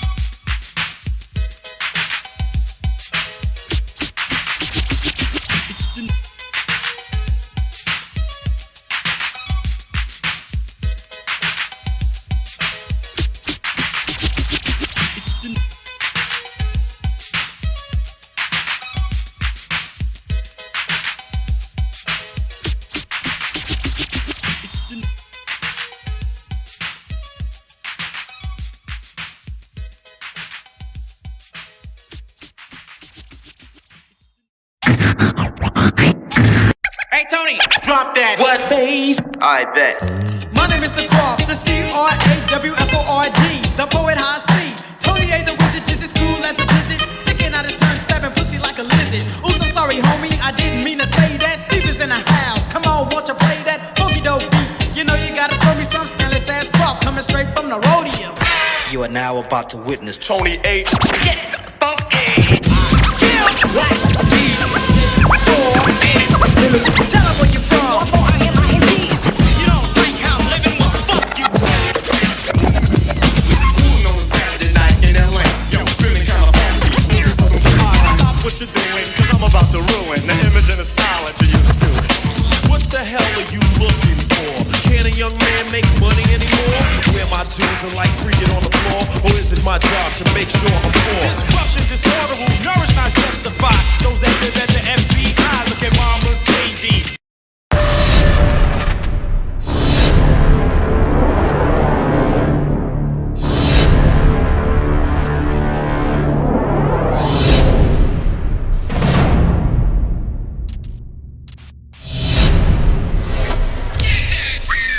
Yo, this is how I see it, Tony A, chilling at the Roadium with my homeboy Steve. Be on the lookout for our new 12-inch, the shit is dope. Yo, I like to say what's up to my homeboy Dre, my homeboy Prince of Jazz, and the girls with the big ol' ass. So Trip, I'm about to bust one more time to let y'all niggas know just what's on my mind. In the morning, police at my door. Fresh Adidas squeak across my bathroom floor. Out my back window, I make my escape. Didn't even get a chance to grab my old school tape. Mad with no music, but happy cause free. And the street to a player is the place to be. Got a knot in my pocket weighing at least a gram. Y'all heard, take it from the top. Get that shit, new chop. Power move on. If you mess with me,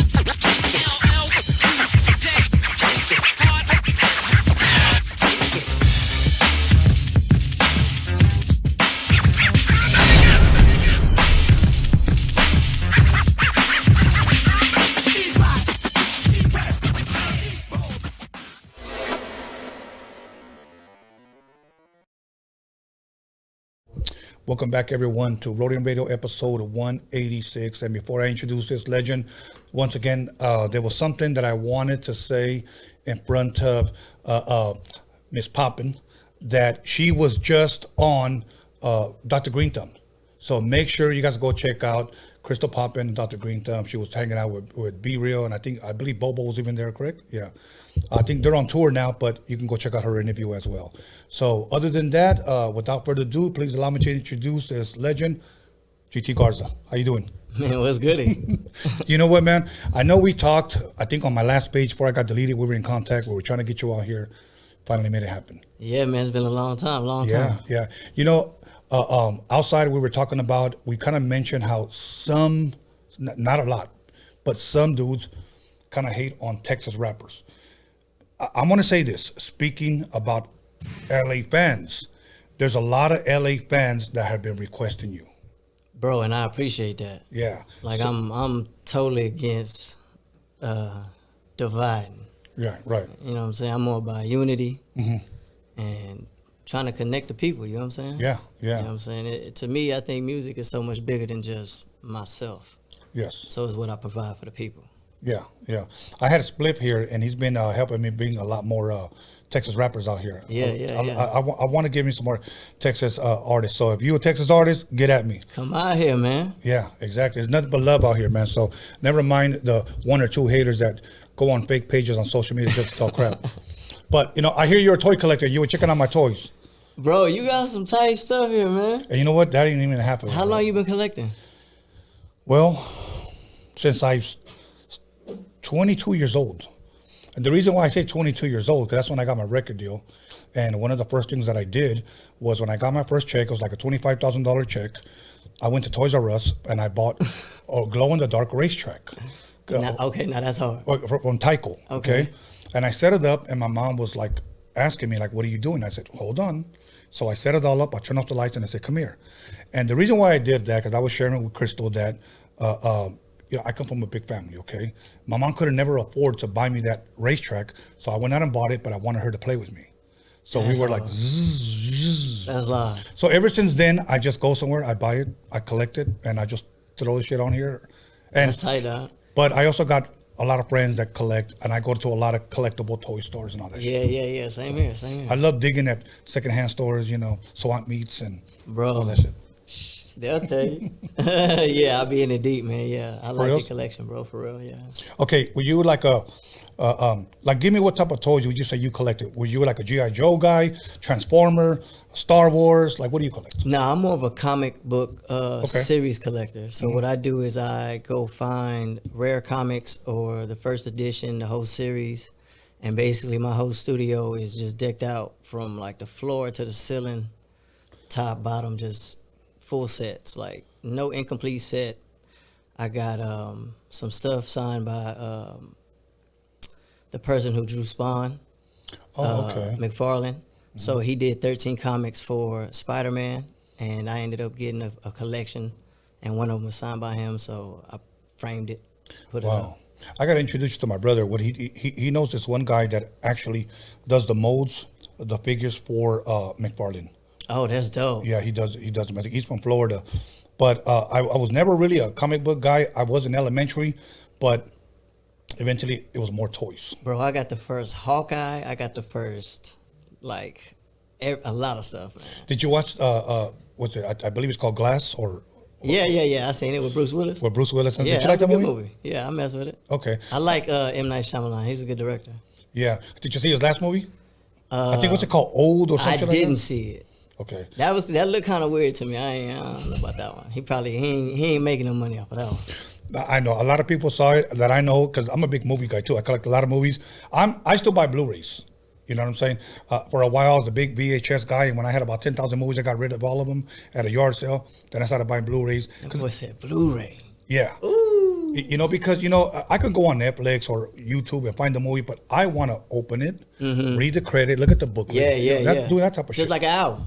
Just like an album, and that's one thing that this generation, won't be able to experience. Remember, we would take the tape, the seal off the tape, open it, look at the credits, see who produced what. Yeah.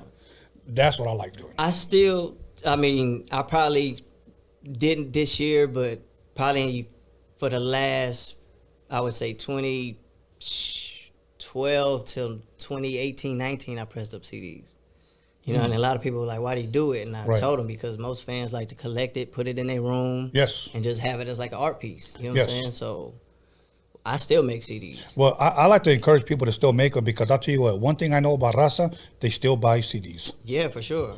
And I get a lot of people still ask me, hey, you going to press up a cassette? And I'm going to tell you one thing that's really big out here. People still press up 45s. Oh, that's dope. 45s. Vinyl. That's hard. Vinyl. As a matter of fact, let me give a quick shout out. There's females, they call themselves soleras. The reason why they call themselves soleras is because they play nothing but soul on 45s. And it's the only way you can get the record. Yes. So they don't want to call themselves DJs because they don't necessarily blend. They just play soul music. Yeah. That's hard. That's a big movement. Okay, out that's here. what's up. Yeah. So let me ask you, are you a Jets fan, man, or you just wearing the hat? I'm just trying to match. I was actually trying to be fly for no reason, actually. Okay. Being from Texas, you a Dallas Cowboy fan or no? What? No, don't do that. Don't do that. I have to ask. I love football. Okay. It's a great sport, yeah. Who's your team? I'm a rock with the home team. Always. Okay. Always. Which is? Texans is where it's at. Oh, okay. We got JJ Watt just did a lot for us. So, and I'm just a home team player. Like I don't watch baseball, but I'm a rock the Stros. I rarely watch basketball, but I'm a rock with the Rockets. You know what I mean? Mm-hmm. It's just our colors, it's our team. You know okay, before we get to the Astros, because they're not very liked out here. Okay? Hold on. I know it. Okay. Now, Texans, I will say this because I'm a huge football fan. Mm-hmm. Boxing was at first during the Mike Tyson, Julio Cesar Chavez era. After that, I started seeing boxing go down. Is that your favorite Mexican boxer? Of course, the greatest boxer of all time. I would probably say next in line will probably be Canelo. For sure. Okay. For sure. Especially because we have the same last name. So, oh, yeah? Yeah. That's tight. So, yeah. But, football became my next sport. Yeah, my next best sport. But Dallas Cowboys. But every time we play the Texans, we play lousy against you guys, bro. We got a rivalry just because we just in the same state. And it's crazy. You know what I'm saying? Because like I told you right now, Aikman, bro, you had Irvin. Emmitt Smith. Bro, you had a lot of dope players. You know what I mean? Yeah, the Moose. Yeah, dog. It was a great era for football, you know what I'm saying, at that time. When the Oilers had Haywood Jeffries. Yeah. You know what I'm saying? Warren Moon. Yeah. You know. McNair, Steve McNair. Yeah. It was sad how he passed away. You heard about that? So. Definitely. So. Rest in peace. So you a big boxing fan? Yeah, I watch boxing, man. I actually did I went to see Canelo fight. Is it Trout in San Antonio? Okay. And I actually did recently the intro for Trout for his next boxing fight. Oh, okay. So he'll be coming out, I think, in September to a fight. Austin Trout. Okay. So we basically made him like a champion record. That'll work. That'll work. Yeah, come out as a champion, kid. That'll work. Something. Are you a big MMA fan guy? Or I catch it every now and then. You know what I'm here. saying? When I can. You know what I'm saying? But I enjoy it. You know what I'm saying? Did you watch the last McGregor fight? No, I heard he got fucked up, though. My bad. We can curse on here, right? You can say whatever the fuck you Cool, want. yeah. Nah, I heard he got fucked up. Yeah, I guess he stepped wrong and his fucking leg looked like a Laffy Taffy. It like broke. Bro, that shit looks crazy. That happened to Silva before. Yes. Remember when he kicked him in his shin? And Bro, that shit look crazy. And I bet you that shit hurt like a motherfucker, too. I quit. Oh, yes. You make my shit look like a twisted eye. Look, bro, I'm done with you. Yeah, exactly. I quit that sport. See, now after seeing that shit, I don't know if I can have the confidence to go back into the ring. I'll go golf. Yeah. I'm going to do something else. Yes. I'm chilling. Are you a golfer, though? I've tried. You know what? My homies took me to play Top Golf the other day, and I wasn't really mad at it. I thought like I wouldn't like it, but it was pretty chill. It was like, okay, I see why people play golf, but I don't really play golf. Okay. But I can see why people do. Okay, let me ask you an important question. I hope golfers don't get mad because I got homies that are golfers, but I have to ask this question because they always differ with me. Would you consider, yes or no, a golfer an athlete? Yes. I consider them an athlete because it takes precision, it takes focus, discipline, and a lot of hard work to even get on that terrain and make that ball do what it do. Like, you just can't do that just by stepping on that field and make it go in the hole like that. Like, Tiger Woods dedicated his whole life to being able to do that. He's the Michael Jordan of golf. So I definitely consider it an athletic thing. Okay, now, say that I played golf for 15 years and I was really good, but I was 500 pounds. Would you still consider me an athlete? I mean, you got to look at some centers in the game. We got, like, big centers who was 2-something, but lousy, but they just bodies. You know what I'm saying? You just need them to be on the court. Just foul. That's a great point. The reason why I said that is because one time I read this one guy's bio, and he literally was about 500 pounds, and he put himself for a golfer. For a golfer, how do you swing? I had. That's why I'm asking. Like, so I had a chance to meet him. Oh, wow. Yeah, and I asked him, "Hey man, so you consider yourself an athlete?" And he was like, "Yeah." I said, "What are you? You're not in shape." Yeah, exactly. So that's why I'm asking. Like, are they athletes? But athletic mind frame. There you go. That's a good one. That's the way a great politician would answer it. So now, yes or no? Are you original? Not I want to say originally born in San Diego and then. Yeah, my dad was in the Navy. My dad traveled a lot. You know, he went to Korea. He went to Thailand, a bunch of different places. He's originally from Laredo, Texas. Okay. And so for them, going from Laredo, Texas, recruitment was a big thing in a small town. Like he was born in 52, 54 maybe. So I would say he was probably entering the Navy maybe late 60s, 70s, somewhere around there. So he did about 20 plus years, you know what I'm saying, of service. Okay. And he just was moving around station to station, and just my mom from Galveston, and just so happened at the time, you know, I was born in San Diego where he was stationed, and then probably when I was like 2, 3, 4, moved back to Texas. Okay. And that's just all I've known. Because I know somebody had commented that was originally from San Diego. I never heard that. So I looked up your bio. I found one that said you were there, pretty much the same what you said. But I wouldn't necessarily consider you from San Diego. I consider you Yeah, from for Texas. sure, That's where for you, sure, where for you sure. raised. I mean, when my family first came from Mexico, I lived in Compton until I was 9 years old. Compton's just 15 minutes away, but I lived here over 40 years. I'm not going to claim Compton. Yeah, for sure. You know. Now I'm going to say this, and I'll let the cat out of the bag one more time. The majority of the rappers that claim Compton moved out when they were early teenagers. Like, I grew up knowing nothing but Texas. Like, I don't have a choice when I'm 2 or 3 to like be like, nah, leave me here. You know what I'm saying? So Right. when I went to elementary, middle, high school, like all I jammed was Texas music, Texas culture, Texas stuff. So that's the only thing I knew. You know what I mean? Okay. So that's just what I brought to the table when it comes to like MCing, how, you know, my dialect and, you know, just how I maneuver. It's just Okay. super Southern, super Texas. Okay. Now, do you eat a lot of Mexican food, or would you call it Tex-Mex? Man, that's a good question. Y'all got fajita out here? Yeah. Then yeah, I eat Mexican food because I love fajita, and that's probably my number one thing to eat.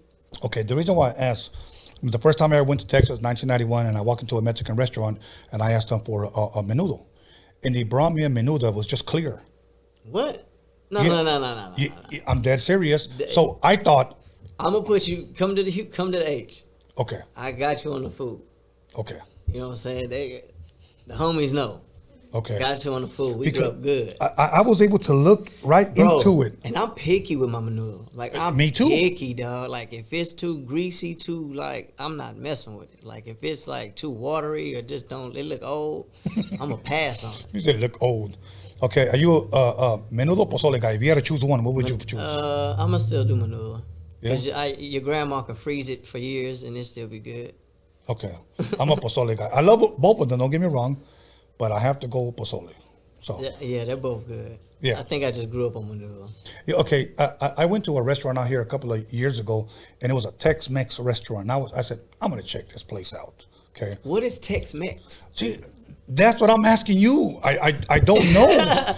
I don't know either. I mean, I eat enchiladas. You eat Enchiladas, gorditas, tortas. tortas. Yeah. Lengua. Tacos I de don't cabeza. know. Maybe they know something we don't. I didn't make. Either that or that's just a name that they Maybe want to. Texas gave that to us. I mean, that's a good question. But I mean, we eat the same shit, so I don't know where that came from. That's crazy. Okay, everybody disregard what I said about Tex-Mex. but I went in there and they had what looked like rice, a piece of steak. I thought it was carne asada, but they served black beans. And I was like, this kind of looks like Mexican food, and the waitress said it was Tex-Mex. So I'm thinking, okay, I'm not going to judge all of Texas.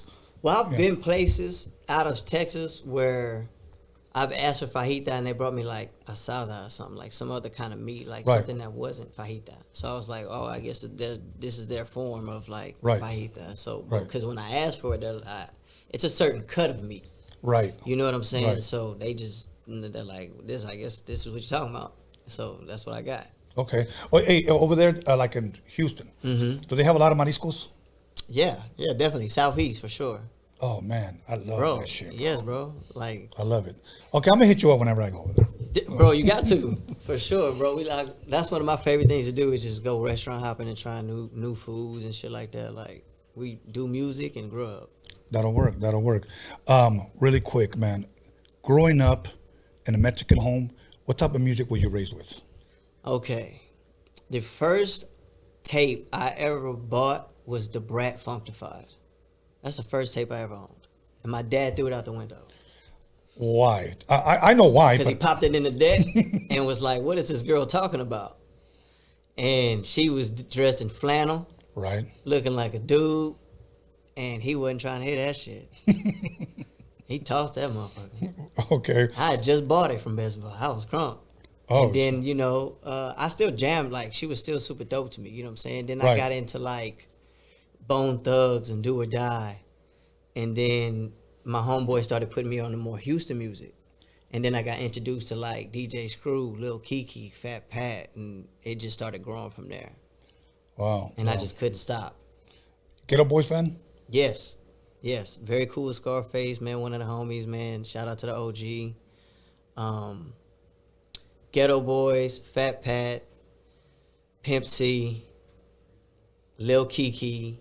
Pimp C. I haven't heard that one in a long time. Bro, those are like my favorite Texas MCs. Like H-Town, but Texas for sure. You know what I mean? Okay. There was a group, and I know Spliff remembered them. I think there was a group. They looked like they were the Ghetto Boys, almost, but they were from, I believe, Fifth Ward as well. And they had a midget in the group as well, but he was a white guy.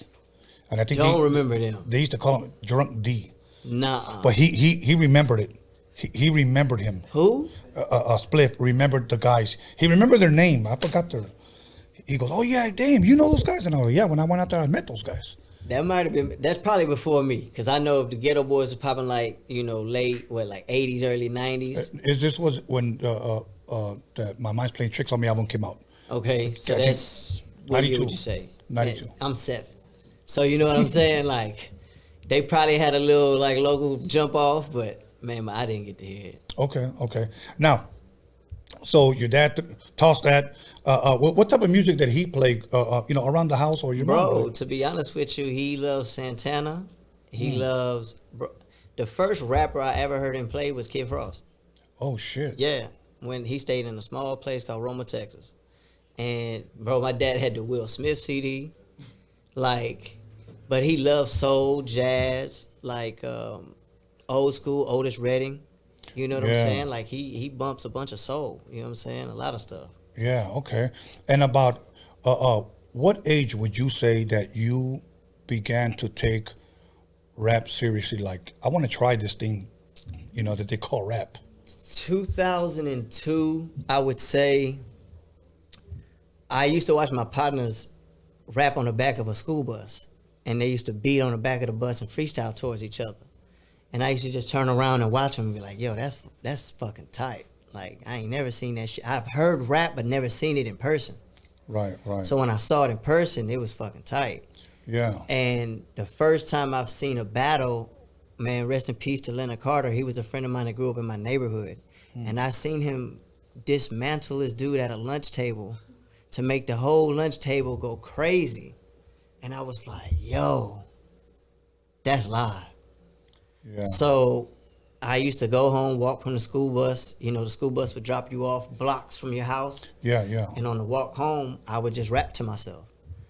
And from there, I slowly started developing like a little style. I started to, and I was probably whack as fuck, but it was my own, what I had. Yeah. And around 2002, my homeboys pushed me into my first rap battle at a car show. Oh, and, I've told the story a few times, but it's crazy because, like, I won a pair of rims for this car show and didn't have a car. So, like, and this was with, like, when 20-inch rims was, like, popping. Right. They were worth a lot of money.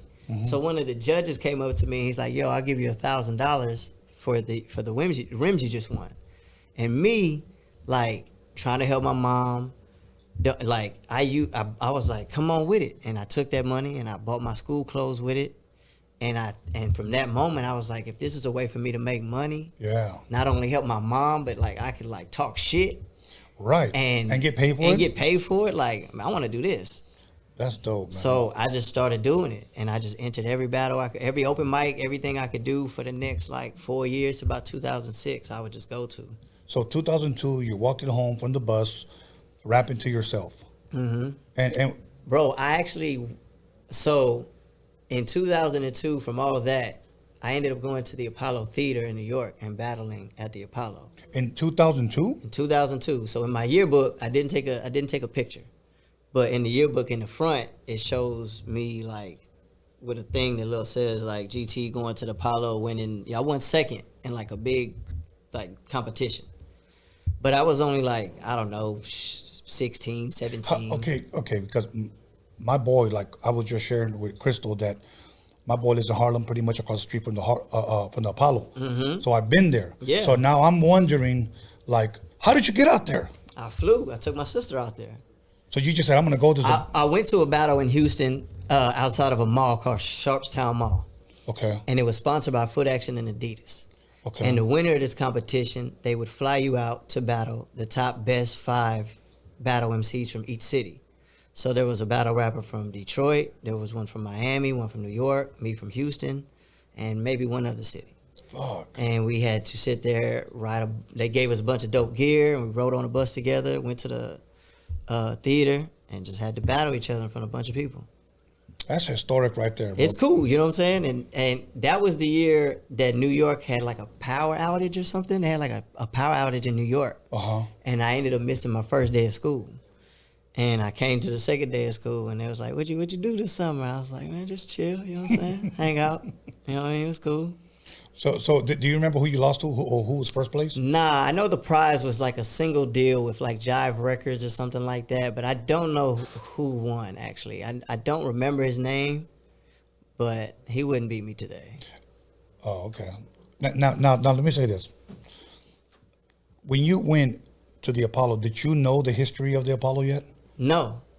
I used to watch the Apollo on TV, just like everybody else. Right. I used to see them go and rub the wood and get swept off that motherfucker, you know what I'm saying? Right. So I knew of it.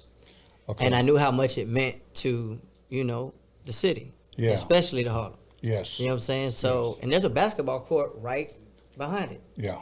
And so when I went, you know, I played basketball, warmed up, and was like getting ready for my battle and all that stuff. Yeah. I met Cameron that same day. Okay. They performed. I don't know what song it was, but Joel Santana had like an All-American Dipset bandana on. It was crazy. But it was super cool for me because I was just a kid just trying to like live a dream, you know what I'm saying? How old were you when you first came out here? To LA? Yeah. Bro, I probably only been to LA like 5 times. Like this is new to me. Texas is so big, you could really make a lot of money and be cool in Texas. I believe that.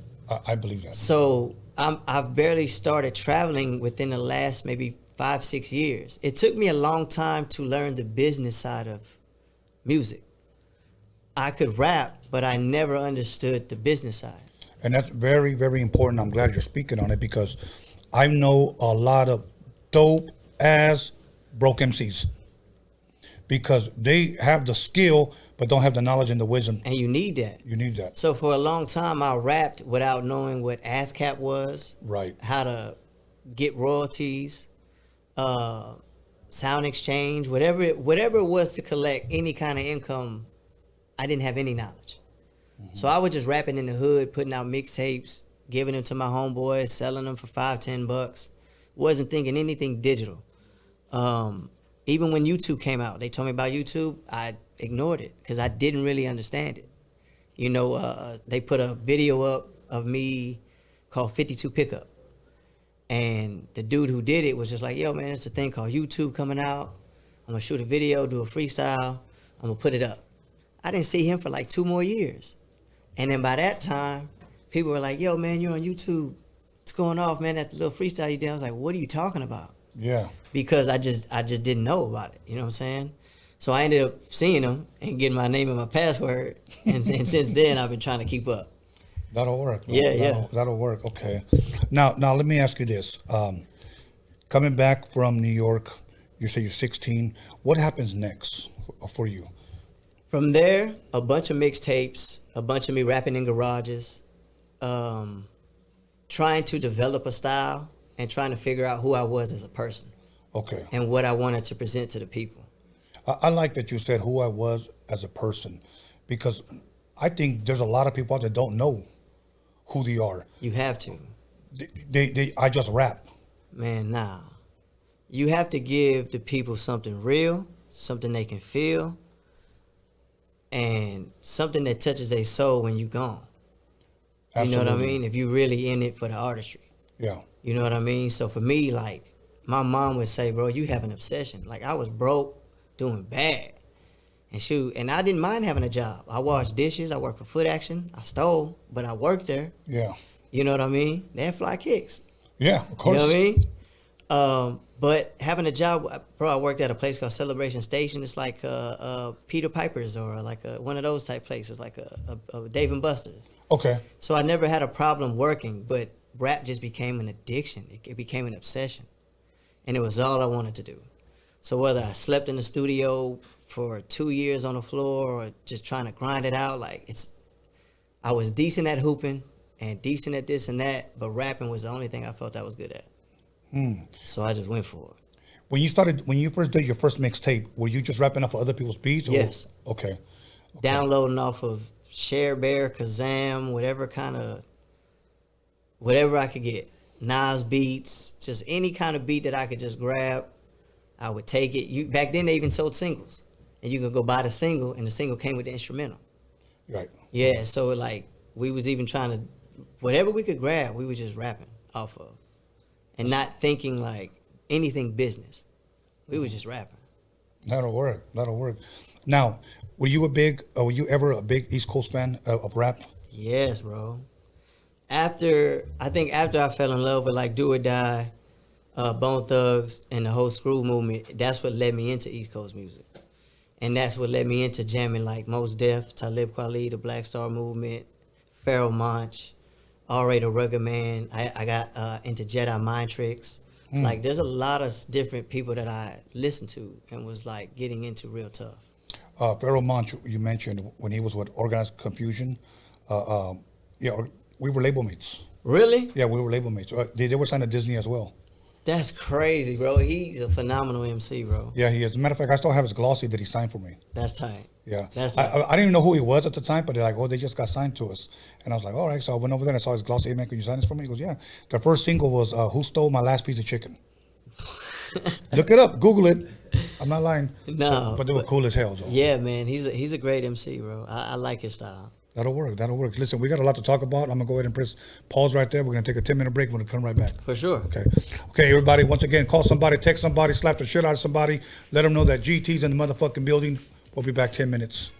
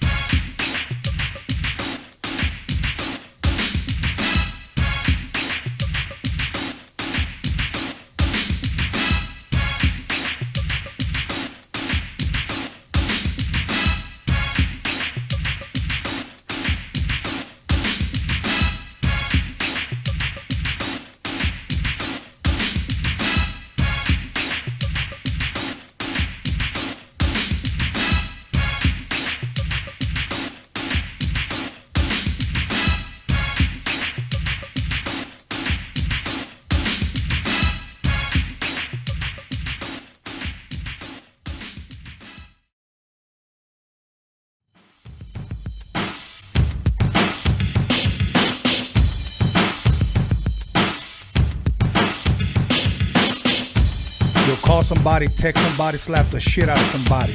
Let them know that Roadium Radio is live up in this biatch.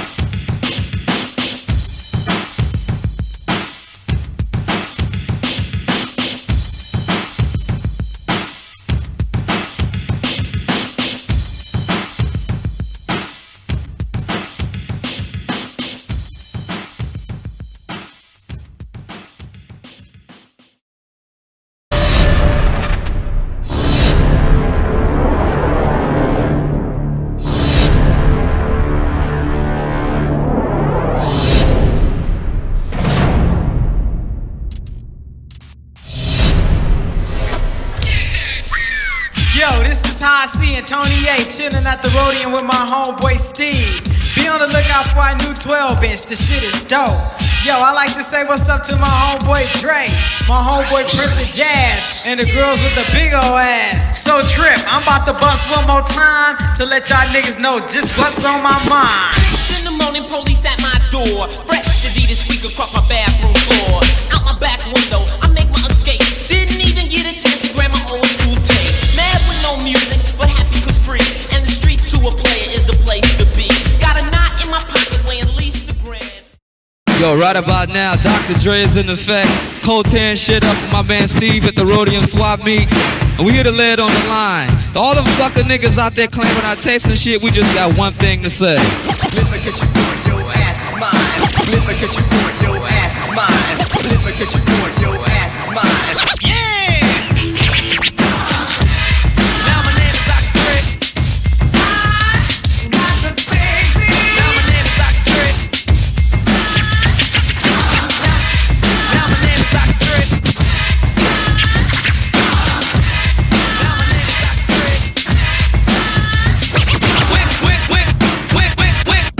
Quick to a party in West LA. Wanna learn a new dance, that's what you say. Well, here's a new dance that can't be matched. So just step to the floor and do the cabin. Here it come, here it come, here it kitty come from. Here it come, here it come, here it kitty come from.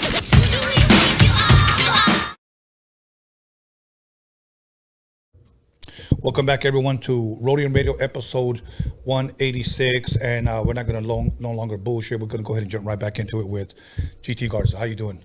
You enjoying the cold one? Bro. Salud. Got me good right now. I needed this. Okay.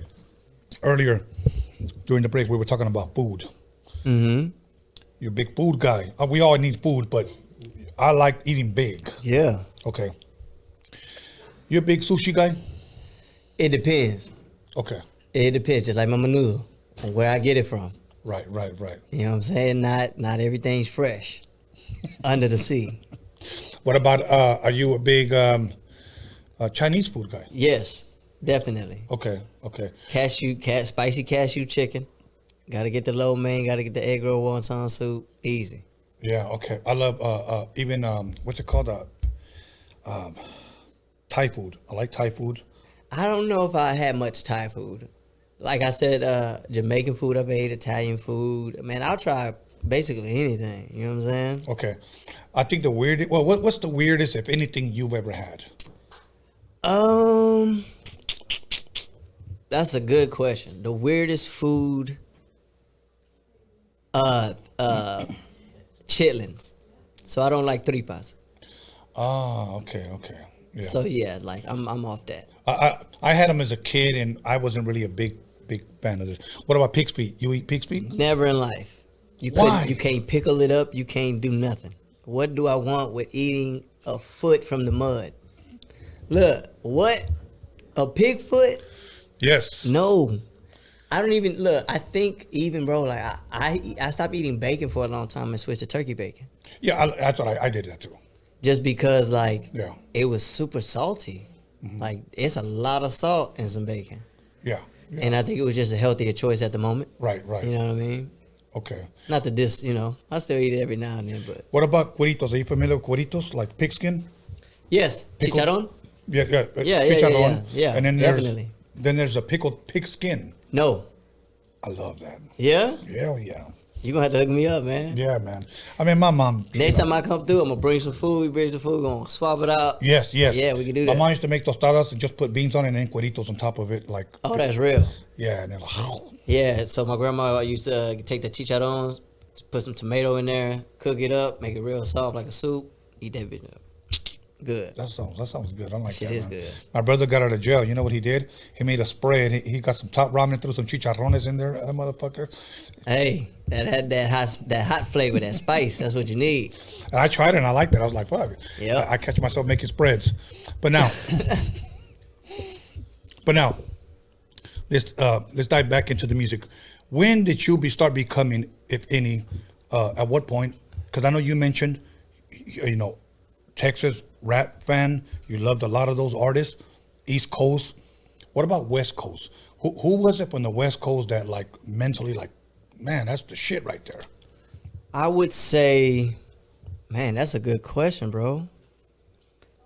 Because really, for me to hear East Coast or West Coast music at the time was only through what I heard off of like MTV, BET, Yeah. TV. You know, the internet Right. wasn't around. Right. So like I would see, E40. I would see E40 on TV a lot. Who else from the Bay? Definitely, I mean, all your general, you know, Right. your Ice Cube, The you Too know, Shorts and- yeah, you definitely see your Too Shorts and all them. But that's the only way I could really see them, you know what I'm saying? Or really Right. get to connect with just their mainstream music. It wasn't until I started traveling where I would hear more of their like depth of their albums, Right. their CDs and their catalogs and stuff like that. Can you give me your, if you have any, your top 5 West Coast artists? Man, I don't want to be too cliche about it, because I'm gonna give you probably the general of what Okay. everybody tell you, Okay. and I don't think that's not a right answer for me to say. You know what I'm saying? Everybody usually gives me the first one is Tupac. He did a lot for the game in a short amount of time. You can't say he not. Yeah, Right. you know what I Right. mean. But since I know everybody knows that, like you would see, since you're like definitely from the West, you would Yes. know more in depth. Like Yes. your top 5 would probably be totally different from anybody that's like a tourist or that's not from here. I think my top 5 are all in NWA. For real? That's hard. It definitely. You like the DOC too? I fucking love the DOC. I love DOC. Yeah. I got to meet DOC when they recorded their single, Funky Enough, out here in the city of Torrance at Audio Achievements. That's where I recorded half of my album. Is he from Dallas? Yes. Feel a Fresh Crew. Tight. That's what's up. Yeah. Yeah, I like DOC. Yeah, man. I saw an interview where Nelly said that the DOC in his book will always be the biggest or the greatest what if. What do you mean? Because of the voice? Yes, because of the accident that he had. We Of only what had, it could have been? Right. Right. Even though I know he released another record. Do you still think he still penned a lot of music after that? Yes. Yeah, well, he did a lot of writing for. Yeah. obviously, you know. Damn, that's crazy. But that first album for me was just a fucking classic. I got to see him perform that shit. You know. Oh, that's tight, dog. Yeah, man. That's You know. tight. You know. When I think about it, there are people today that can never say I got to see NWA perform. You know, because they're all older heads now. But I'm glad you said that. And I told them before, the one person that I've got to see perform that I can say that I've like actually been glad to see was James Brown. Really? In 9th grade. I was so into music, bro. He came to the Arena Theater in Houston, Texas. Wow. And I saw that boy take the jacket off, do the whole, and I was in amazement. It's like, yo, that's James fucking Brown right there. I'm a huge fucking James And Brown. I own his vinyl. You know what I'm saying? Like, I got a vinyl player at the house. I got Etta James. I got a lot of vinyl. You know what I mean? Right. BB King's on there. All type of shit. Yeah. So, as a kid seeing that was probably like a milestone for me. You know what I mean? You know, if you look at a lot of James Brown music, well, I'm saying this not necessarily for us, but for this new generation of hip hop. A lot of them don't know that hip hop was based on a lot of James Brown music, the kicks, the snares, just the samples. I can go on. Probably one of the biggest samples that were ever sampled from James Brown that everybody knows is "Funky Drummer." Everybody done use that. You know, that was one of Dr. Dre's favorite samples. You know, and then after that, the big Payback. You know, a lot of people sample that shit. Yeah, a lot of people did sample that shit. You could Eric B. and Rakim. Their first album was pretty much all James Brown. So, boy had the juice. Yeah, that's tight, dog. Yeah, I love James Brown music, man. I got to see the movie. I don't know if you saw the movie that they made about his life. Mm-mm. It was actually pretty good. Who played him? That homeboy. Man, I hate to even forget his name, but he passed away. He was the one that was sick of cancer. Okay. I don't know. I believe it was cancer. Remember he also played Black Panther. Chadwick Boseman? Him. Okay. I didn't know that. No, Dude, he did it great. Oh, I did see that movie. He did a great if job. If it feels good, and sounds good, it is good. Yes. I seen that movie. Yeah, bro. So I stand corrected. Yeah, he did a great job, bro. And he played what was that movie? I'm going blank. The baseball player. He played 47. It was man, on the spot. I forgot the name. But yeah, he played a lot of dope roles, man, for sure. Yeah. So now, You a Biggie fan? Yes. Okay. I asked everybody this question. I have to ask you. Biggie's second album, Life After Death, double Okay. CD. Okay. Tupac's album, his first album with Death Row was All Eyes on Me. Okay. Double CD. Okay. If you had to choose one, which one would you choose? I'm going to go with Pac. Okay. Strictly off of music and the depth of the music. The variety. Biggie had a lot of drug talk, a lot of death talk. And then I think Diddy turned Notorious B.I.G. into Big Papa. You know what I'm saying? Mm-hmm. He made a gangster into a player. And that's how he got all the females. Right, right. And he was real about it. Right. What ugly motherfucker, you know, like that, pulling hoe, bro. And he did it the most players way. Yeah, I did. You know what I'm saying? So their music is just like totally different, but I definitely with the A&R of what Diddy did, right, that was tight. Okay, okay. Now, I'm going to name like 5 movies. Okay. 5 movies, okay. 5 or 6 movies. Hustle and Flow. Okay. Straight Outta Compton. 8 Mile. Notorious. All Eyes on Me. Get Rich or Die Trying. Which would be your favorite out of all those? Man, I'm going to tell you like this. In one of those movies, the guy who played Tupac was like a Captain Falcon Disney Channel character or something. Like, he was not right for that role.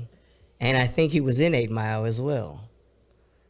I'm going to have to say 8 Mile because the work that Eminem put into them freestyles and writing both the raps for each battler, right, making the soundtrack to that album, and that album doing numbers, and you know, people know that record, you know, right. Knees weak, arms sweaty. Like, when you make a dope movie about your life and it's like a hit, and the soundtrack to that is a hit, kind of hard to compete with, dog. Okay. And you know what? The majority of the people that when I present that question, they always say 8 Mile. It hits home to a lot of people for the sake of, you know, being broke, coming up, struggling.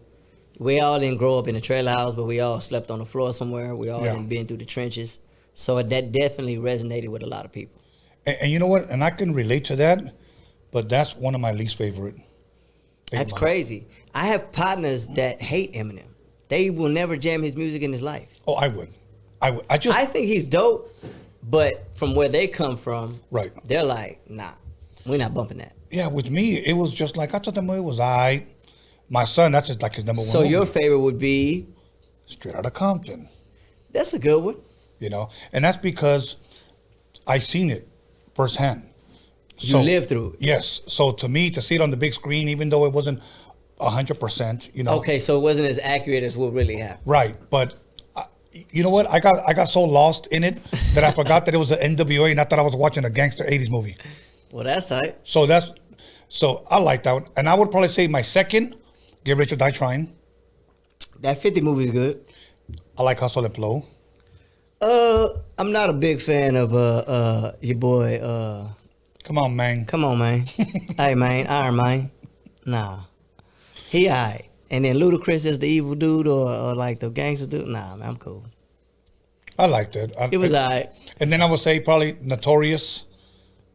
And nah, that was my least favorite. Really? Yes. The dude playing Tupac was the dude like they got in the Disney movies, the Captain Falcon dude, like the dude he was the dude Eminem beat in 8 Mile. Like I can't see him as Pac. He pulled up and said, "Hey, yo, it's Pac." Like no, bro. Okay, wait. I'm gonna say everybody felt the same way. That ain't the one. Okay, and I'm gonna tell you a funny story about that. Okay, I'm in the gym with my son. We're working out. I turn around and I look at this guy and he smiles at me. And I look twice and he said this, "It's me." Huh? That's what he said. And I was like, shit, you look like somebody. He goes, "It's me." True story. And I still got the picture. So it's me who? Exactly. So okay, Once again, I looked at him, and I looked again, and he said, "It's me." And I said, "Holy shit!" And he goes, "It's me." And I was like, "All right." That's kind of cocky thing to say. Yes, and it was the dude that played Pac. See, now I don't like that dude. You don't say that to somebody. You don't go to, hey, bro, yeah, it's me. Yeah, so I said, "Hey, man, are you the guy playing Pac in the movie?" And he was like, "Yeah, we just got back from Vegas. We just shot the murder scene, blah, blah, blah." Well, yeah, that shit was trash, bro. I hope you know that. Yeah. You should have portrayed Pac a little bit better. Nah. Yeah, bro, but yeah, I met him and I was like, "Shit, that's you," you know. And he goes, "Yeah, man." I was like, "Well, I met Pac when he was 19 years old." He was for reals, and I started showing him pictures. Look, everybody was here. No shit, and I was like, "Yeah, bro." So I hope you played him. Put him good. on game, huh? Yeah, bro. I said, I hope you played him good. He goes, "Yeah, well, I'm trying, man." He humbled himself a little bit, but I'll tell you one thing that 50 Cent said it best. That movie should have been like on Lifetime or Time Life movie. It could have been one of those Hallmark movies. I think they might have rushed it. It could have been a rush thing. Well, here's what he said, according to him, that it was supposed to be for TV. It wasn't never supposed to be for the big like an theater. episode thing? Yes. So what happened was, a few months, I saw him again. They were done with it, and I asked him about the movie, and he said that a big company picked it up. So I'm thinking, okay, you got more budget, you're gonna make it better, right? And he said no. Yeah. He said no. They're just gonna go with that. So Yeah, they rushed out. Yeah, when I saw that shit, I was like, that shit could have been on, the Hallmark Channel. Wow. So nobody watches that. But here's the thing: there should have only been one Pac movie. How many they made? No, I'm just saying that one should have been it. Yeah. That one is not it. That ain't it. So, you know who I believe was about to do another one, but he passed away, rest in peace? John Singletary. Yeah. Okay, John Singletary. I know you're talking about. Yeah, he was supposed to do one on Pac, and he ended up passing away. He was a good actor too, dog. Yeah. Pac himself was a good actor. Yeah. Yeah, for sure, Okay. for sure. Okay, now let's continue talking about your mixtapes. Let's get back on track. So you download these beats and you start releasing them. Now, when you start releasing them, what was the response that you were getting early on from just people that were listening and buying your CDs? The response was at first I was rapping on mixtape beats, just talking shit, no subject, no. I'm talking about just, man, it was probably like 60 bars with no hook every song. Wow. Because it was just me sitting at my computer or my notebook and just typing away, writing away. And so I had books full of just lyrics. And once I started putting them out and people was like, yo, that's just tight. It got to a point where it was like, okay, I need to find my own producers. I need to find my own stuff. You know what I'm saying? Yeah. Because I can't keep rapping over mixtape beats, right. And that's when the business side started to step in of man, I need to really start homing in and focus. And so, through developing my style and get my craft better, I think meeting up with my homeboys, I had a homeboy that rapped, and just because he felt both of us was rapping, he's like, nah, I'm gonna chill, I'm gonna make the beats. And he stepped back and started making the beats, and we still do music to this day. That's awesome. And he makes the beats. That's awesome. So that was a very selfless thing to do. You know what I'm saying? He took it upon himself to be like, yo, bro, I'm gonna do this for us. Yeah. So that was really dope. Okay. I want to ask you something because, you being from Houston and this artist being from Houston, were you a big SPM fan? No. I didn't grow up on SPM or hear about his music until late in his career. I caught up with him on Time Is Money, and I don't even know what year that was. Okay. So I didn't know. I was so deep into DJ Screw and just other stuff that I might have heard of it, but I didn't jam it. You know what I'm saying? Okay. I didn't get into it and all that. So I caught on really, really late. Okay, because I know, or at least from what we hear, that his fan base is huge, or at one point was very huge. Yeah, it's super huge. What do you think? I'm trying to figure out because I tried listening to it. Now, keep in mind, I don't have a rapper's ear. I don't really listen to lyrics. I listen to the melody of the person rapping, and I'm more of a beat guy. My son will sit here and tell you, what? I listen to Meek Mills. I listen to this guy. I listen to this guy. He's more of a lyric guy. So my son could tell me a dope rapper, and I'll be like, I don't like his ass because I don't like the way he sounded. Mm-hmm. Okay. So I'm not really so much of a lyrical guy, more of a beat guy. So when I tried listening to SPM, I couldn't see what people saw. So not that I say, not that I will ever say he's whack, because I don't think that. I just didn't get his style. So what do you think it was that drew people to him? Definitely being a Mexicano from South Park, repping for himself and his people at the time. There was nothing like it in our area. Okay. And for the times, like, that's what the people needed. You know what I mean? And I didn't really know of the music, so I can tell, I don't like to tell you if it was good or bad. I know the hits. You know what I'm saying? I know records that were played and da-da-da-da. And the following that he garnered was based off of, like, him telling his real life, him spitting it to the people. And I think if you're just being yourself, people can attach to that. And it doesn't have to be everybody's taste. You know what I'm saying? Like, we don't all have to jam and like the same music. So at the time, it's just what the people needed, and he scooped them up. And bro, to this day, bro, he's still making bread. You know what I'm saying? Right. Off of music that he put out way back in the day. You know what I'm saying? And there's a lot of artists that do that. There's artists who probably put out music in the 90s that are still, their catalog is still selling to this day. You know what I'm saying? Yeah. So I don't think it's just him. It's a lot of artists like that that's like, it's just some things can be timeless to some people. To a lot of people, it's just like, man, I always jam that. That's my shit. Last question about him. Say SPM gets out tomorrow, okay? Will he still have that huge? Will he still be huge? Yes, he will. Wow, that's crazy. Like, that's crazy. Not saying that, it's just that I've just heard so much about his music and his following. So I know we all heard a lot, and that's the point where it's like, you know what? If you like the music or what he's done for, him and his community and for the people, do your thing, rock with it. You know what I'm saying? Right. It's not for me here to say, like, you know what I'm saying? Oh, blah, blah. Man, look, that shit was way before anybody time. I'm here to make music and do the best of my ability. You know what I mean? So even when he come out, I'll tell you like this: people gonna jam, rock that shit, bump it. He'll go on tour, do whatever. It could be in 40 more years. You know what I'm saying? Right. He has a love from people that's just not gonna go away, bro. Yeah, very true. You know what I mean? And I see it. Okay. Now, let me ask you about two Texas rappers that I've heard from out here, only because social media and through being to subscribe to Spliff DTV and also through his Instagram, is a guy named, do you know Little Vent? No. Okay. He was beefing with Peso. Okay.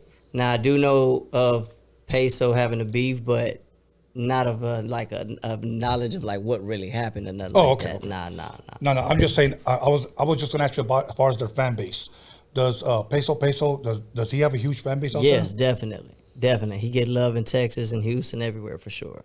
That's dope, man. That's dope. He got something of his own that's his style. And that's what I mean, bro. Like, when you can find something that's your own and that's you. Right. And you're not scared to show people, like, you gotta respect that. You know what I'm saying? No matter if you agree with everything somebody says or whatever, like, you just gotta respect that they being themselves. You know what I'm saying? Okay. And they going out into the world trying to feed their family, provide, and just show off their artistry and who they are as a person. You know what I'm saying? Yeah. Now, for the fans that may not know, how many total mixtapes did you release? Too fucking many. Too many, man. Too many where we should be eating some steaks right now. Right. Like, if I would have known all the knowledge I knew that I know now back then, it would have definitely helped.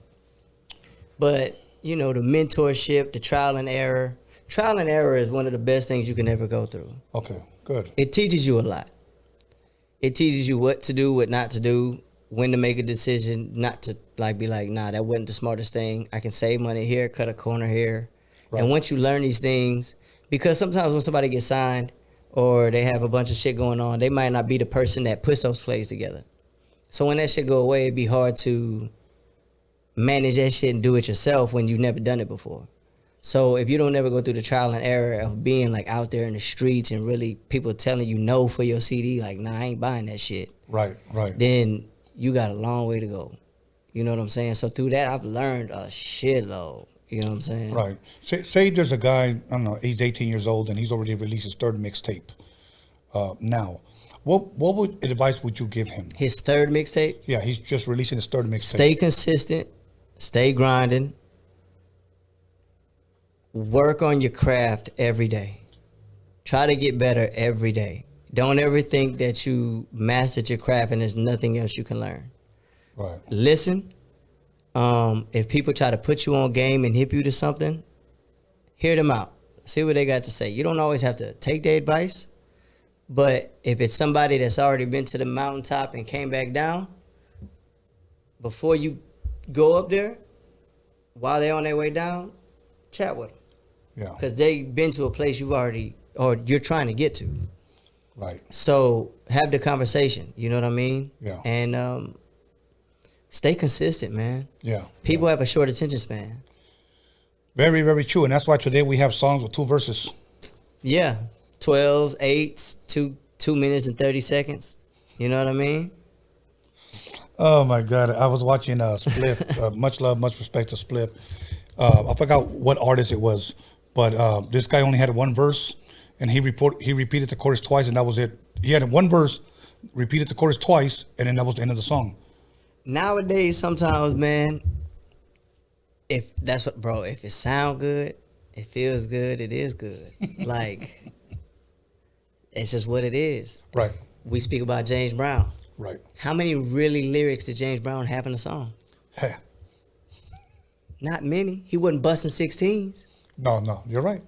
And he made classics. Classics. So I don't think there's a limitation to how many lyrics or bars or words you need to have in a song, as long as it moves the people. That's a good point, man. I'm glad you said that because I guess I never heard anybody kind of liken it to a James Brown song. You know, I remember Eddie Murphy said years ago in his delirious stand-up comedy, he goes, I wonder if James Brown ever thought like, hey, well, that sounds good. Oh yeah, you know, fuck it, let's do it. Hey, you know, freestyle maybe, just emotion, just play the beat. Right. Let me see what happens. Right. And sometimes the best music happens that way. When you overthink something, you're probably gonna fuck it up. You know what I'm saying? Go with your gut or just do it. Right. You know what I mean? Okay. Now, you released all these mixtapes. When did you release your first album for those that are barely tuning in and maybe for the first time hearing of who GT Garza is? My first album, I've always considered mixtapes like albums because I would say I stopped rapping on mixtape beats like the Nas beats and the mixtape beats like maybe 2012. Okay. And then I got into original beats and shitty songs, horrible records probably, but that was me developing. Yes. So I treated every original song and CD that I put out as an album, but sold it as a mixtape because I didn't think I was ready for like me to say, here is my album. Like, right. Take it. Like, it was just more so like, man, I'm developing, I'm growing, I'm learning, building different series. Like, I've done CDs in 2013, 2014. Like, Brown But Honor Part 1 dropped in like 2012, 2013. Yes. And we're barely dropping the trilogy like this month. You know what I mean? And that's, I don't even, like 7-8 years now down the road. Yeah. So like little ideas and things that may have stemmed from back then, I still keep around to this day because I developed them a lot better. Like if you go back and listen to Brown Ball Honor 1, it's still cool, but compared to what we're doing today, today blows it out the water. Yeah. You know, me sitting across from you and talking to you, I'll tell you what I see. A very humble man, okay? Someone who is thankful and grateful for everything they have, everything they work for. Having said that, it's kind of hard to see or to know if anybody were to ever hate on you. Do you experience a lot of hate in your I guess. I have before. But I mean, how can you hate on somebody you don't really know? If you never met that person, like, I don't understand that. I don't understand it either, and that's why I asked, because a lot of times I'll meet like genuinely good people like yourself, and then they'll say, "Oh yeah, man, the hate is up," and I'm like, "What the fuck?" Like you can hate the person's music or like dislike something, but like to hate the person, like or dislike them for something, that's totally different. You know what I mean? Yeah, like hate is a strong word, bro. It is. It is. So for you to just base your hatred off of somebody's music, that's not enough. Right. You know what I mean? Like they got to do something to your family, to your kids, to you, to make you be like, man, I hate that motherfucker. And you know what? I'm glad you said it, because it is a very strong word, and I could never say I hate that person. I can't do that. Yeah, dog. But I know hate. Oh, your shit is whack. Your fucking liver's so horrible. Your beats are booty. I don't think that's not. I mean, you can call it hate, right? But that's more like a taste thing. You know what I'm saying? Like you can be like, man, I dislike it, but the next person be like, man, I love that shit. Right. Right. It's like food. You know what I'm saying? Some people like, man, I hate Whataburger, but I love In-N-Out. And I'll be like, nah, I love Whataburger. I never had a Whataburger. So we don't want to get into that discussion because we'll be here for hours. I don't know what y'all seeing In-N-Out, but I'll let y'all have it. But I will say this, I'm not a choo-choo In-N-Out burger guy. But you know what I'm saying? I know exactly. It's all what about you're saying. taste, you know what I mean? So you can't I can't sit here and be like, man, I hate In-N-Out. It's like, I'm going to still eat the shit if I ain't got no choice. You know what I'm saying? Right. It's the only thing here. I'm going to grub, I'm going to beast and kill that shit. So you recommend a Whataburger? Fuck yes. Okay, I'm going to try it. Bro, come to Houston and we going to grub. That's the first thing we going to do. All right, cool. That'll work, man. Okay, 2021. I know you talked about you dropping an album. Is that what people can expect soon from you, other than a tour? Or I believe you're on a tour right now? Yeah, so we just dropped Brown by Honor this week. Okay. Fuck With a Mexican was a big song that came off of this album. And it really changed a lot for me in the way I view myself, what I want to give to the people. And I guess just like the next few steps of what I want to do as just being an artist and where I want to go. I saw that when I was following you. There was a lot of posts about fuck with a Mexican, fuck with a Mexican. I saw that a lot. For those that are just tuning in possibly and don't know what that means, what were you speaking on? What did you mean by fuck with a Mexican? It's more of an invitation. Okay. It's more of, if you don't already fuck with a Mexican, you should, and here's why. You know what I mean? Right. We bring a lot to the table. You know what I'm saying? And if you haven't recognized it, I hope you recognize it now. You know what I'm saying? Yes. And it was just a way for me to express with my partners, just like, hey man, we here. You know what I'm saying? Right. I'm not looking to be validated by anybody or anything like that. It just, I really wanted to get some shit off my chest. I wanted to say something. And we made a CD called Brown by Honor. A lot of records were themed behind that concept. Right. And literally once the album was done, we listened to the whole tape and was just like, I like that song. That song's the most aggressive. Like, that's how I want to come out.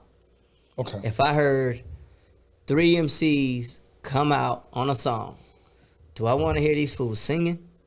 Right. Do I want to hear these fools talking about some girls, depression? Nah, man. I want to hear some people going off. Talk to me. Say some shit. Right. So that's where I felt. What's the response that you've been getting off of that album?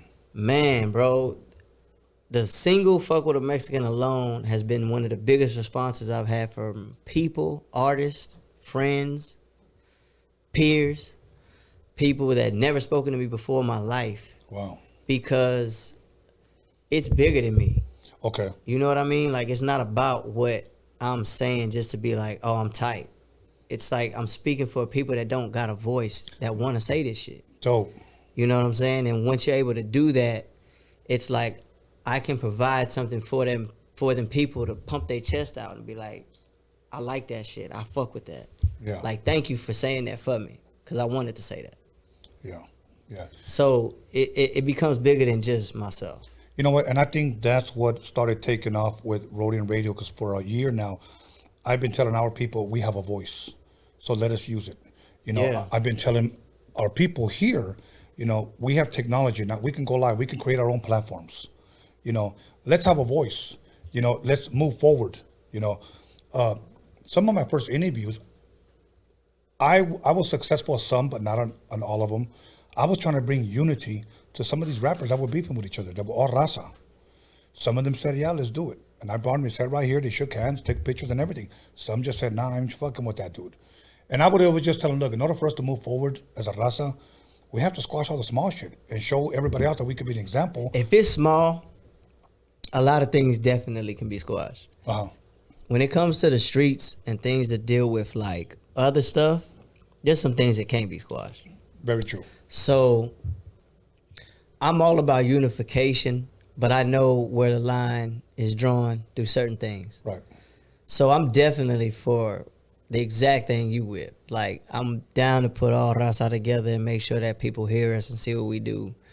You know, so for me, that's what I'm like, literally through that song, it's changed my life, dog. Like, on such a minute scale, like, it may not have millions of views, but I made a record that did something for my life that changed me as a person. And it made me think differently and what I want to provide as more of a service than just I'm rapping. Yeah. You know what I'm saying? Yeah. Like, yeah, you cool. Yeah, you can rap, you tight, but like, what the fuck are you talking about? Right. Right. So I want to say some shit. Dope, man. Dope. And people can get this on all major platforms? Yeah, it dropped digitally everywhere. They can pick it up right now. Brown by Honor 3, the Trinity. The Trinity, everybody. Yeah, man. Brown by Honor. GT Garza in the motherfucking place. Yes, sir. Anything, brother, that I didn't ask you, anything you want to promote, anything you want to push? Because again, we can go through every single one of your mixtape, every one of your songs. There's just so much there. But anything that you want to share, brother? Man, just shout out to the city, man. Shout out to Cali, Texas, man. Everybody that's doing their music, being creative. Yes. Believing in their dreams. You know, doing their thing, bro. You know what I'm saying? If you keeping yourself active and you trying to provide for your family, man, I salute you. Absolutely. So that's it, really, man. Okay. You doing any shows out here anytime soon? Man, I'm just out here kicking it with you, man. Out here hanging. I know we're going to get some food, grub. You know what I mean? I'm in the studio making music, trying to cook up some more bangers. My homie ain't want me to shout him out. So, you know, he here, though. He know what I'm talking about. That'll work. Yeah, man. But thank you for having me, bro. Well, you know what? Thank you for giving me just the time to be able to sit across from you, man. Man, same here. You know, so I want to say thank you for that. And hopefully it's not your last time. I would love to have you back and we can just cover so much more. For sure. Well, and by the way, I got James Brown right here. So, my G, the one and only. Yeah. So, and I got NWA right it's there. A man's world. And I got Prince. Prince is my dude right there. Oh, yeah? Huge Prince fan. Oh, yeah? Blouses? Yes. Gang. So, other than that, man, any specific shout-outs? I know your boy, you know. Oh, man, shout out to H-Town, all the dreamers, like I said, all the creators, my boy over here, you already know. Man, shout out Krystall Poppin, La Máquina. We out here, man, we working. La Máquina, Krystall Poppin, GT Garza in the motherfucking building. I also want to give a shout-out to, now I forget, Big D. Biggest shout out to Big D. Man, shout out Big D. Nah, that's my brother right there, man. Yes, shout out Big D. Rob G, Money Mike, Coast, BUNZ.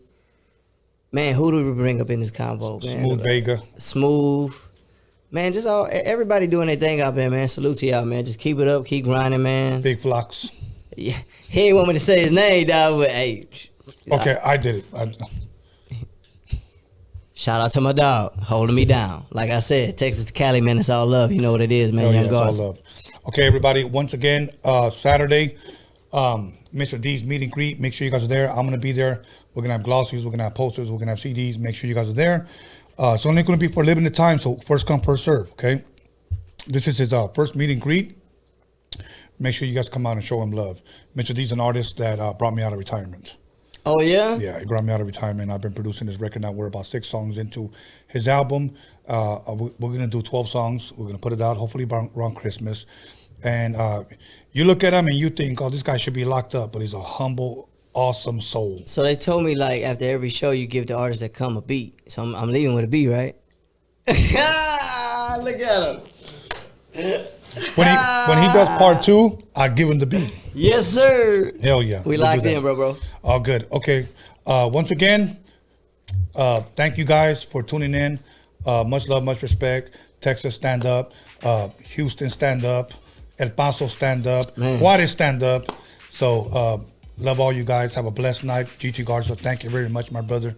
We're going to take some pictures and we out of here. See you guys Saturday. So.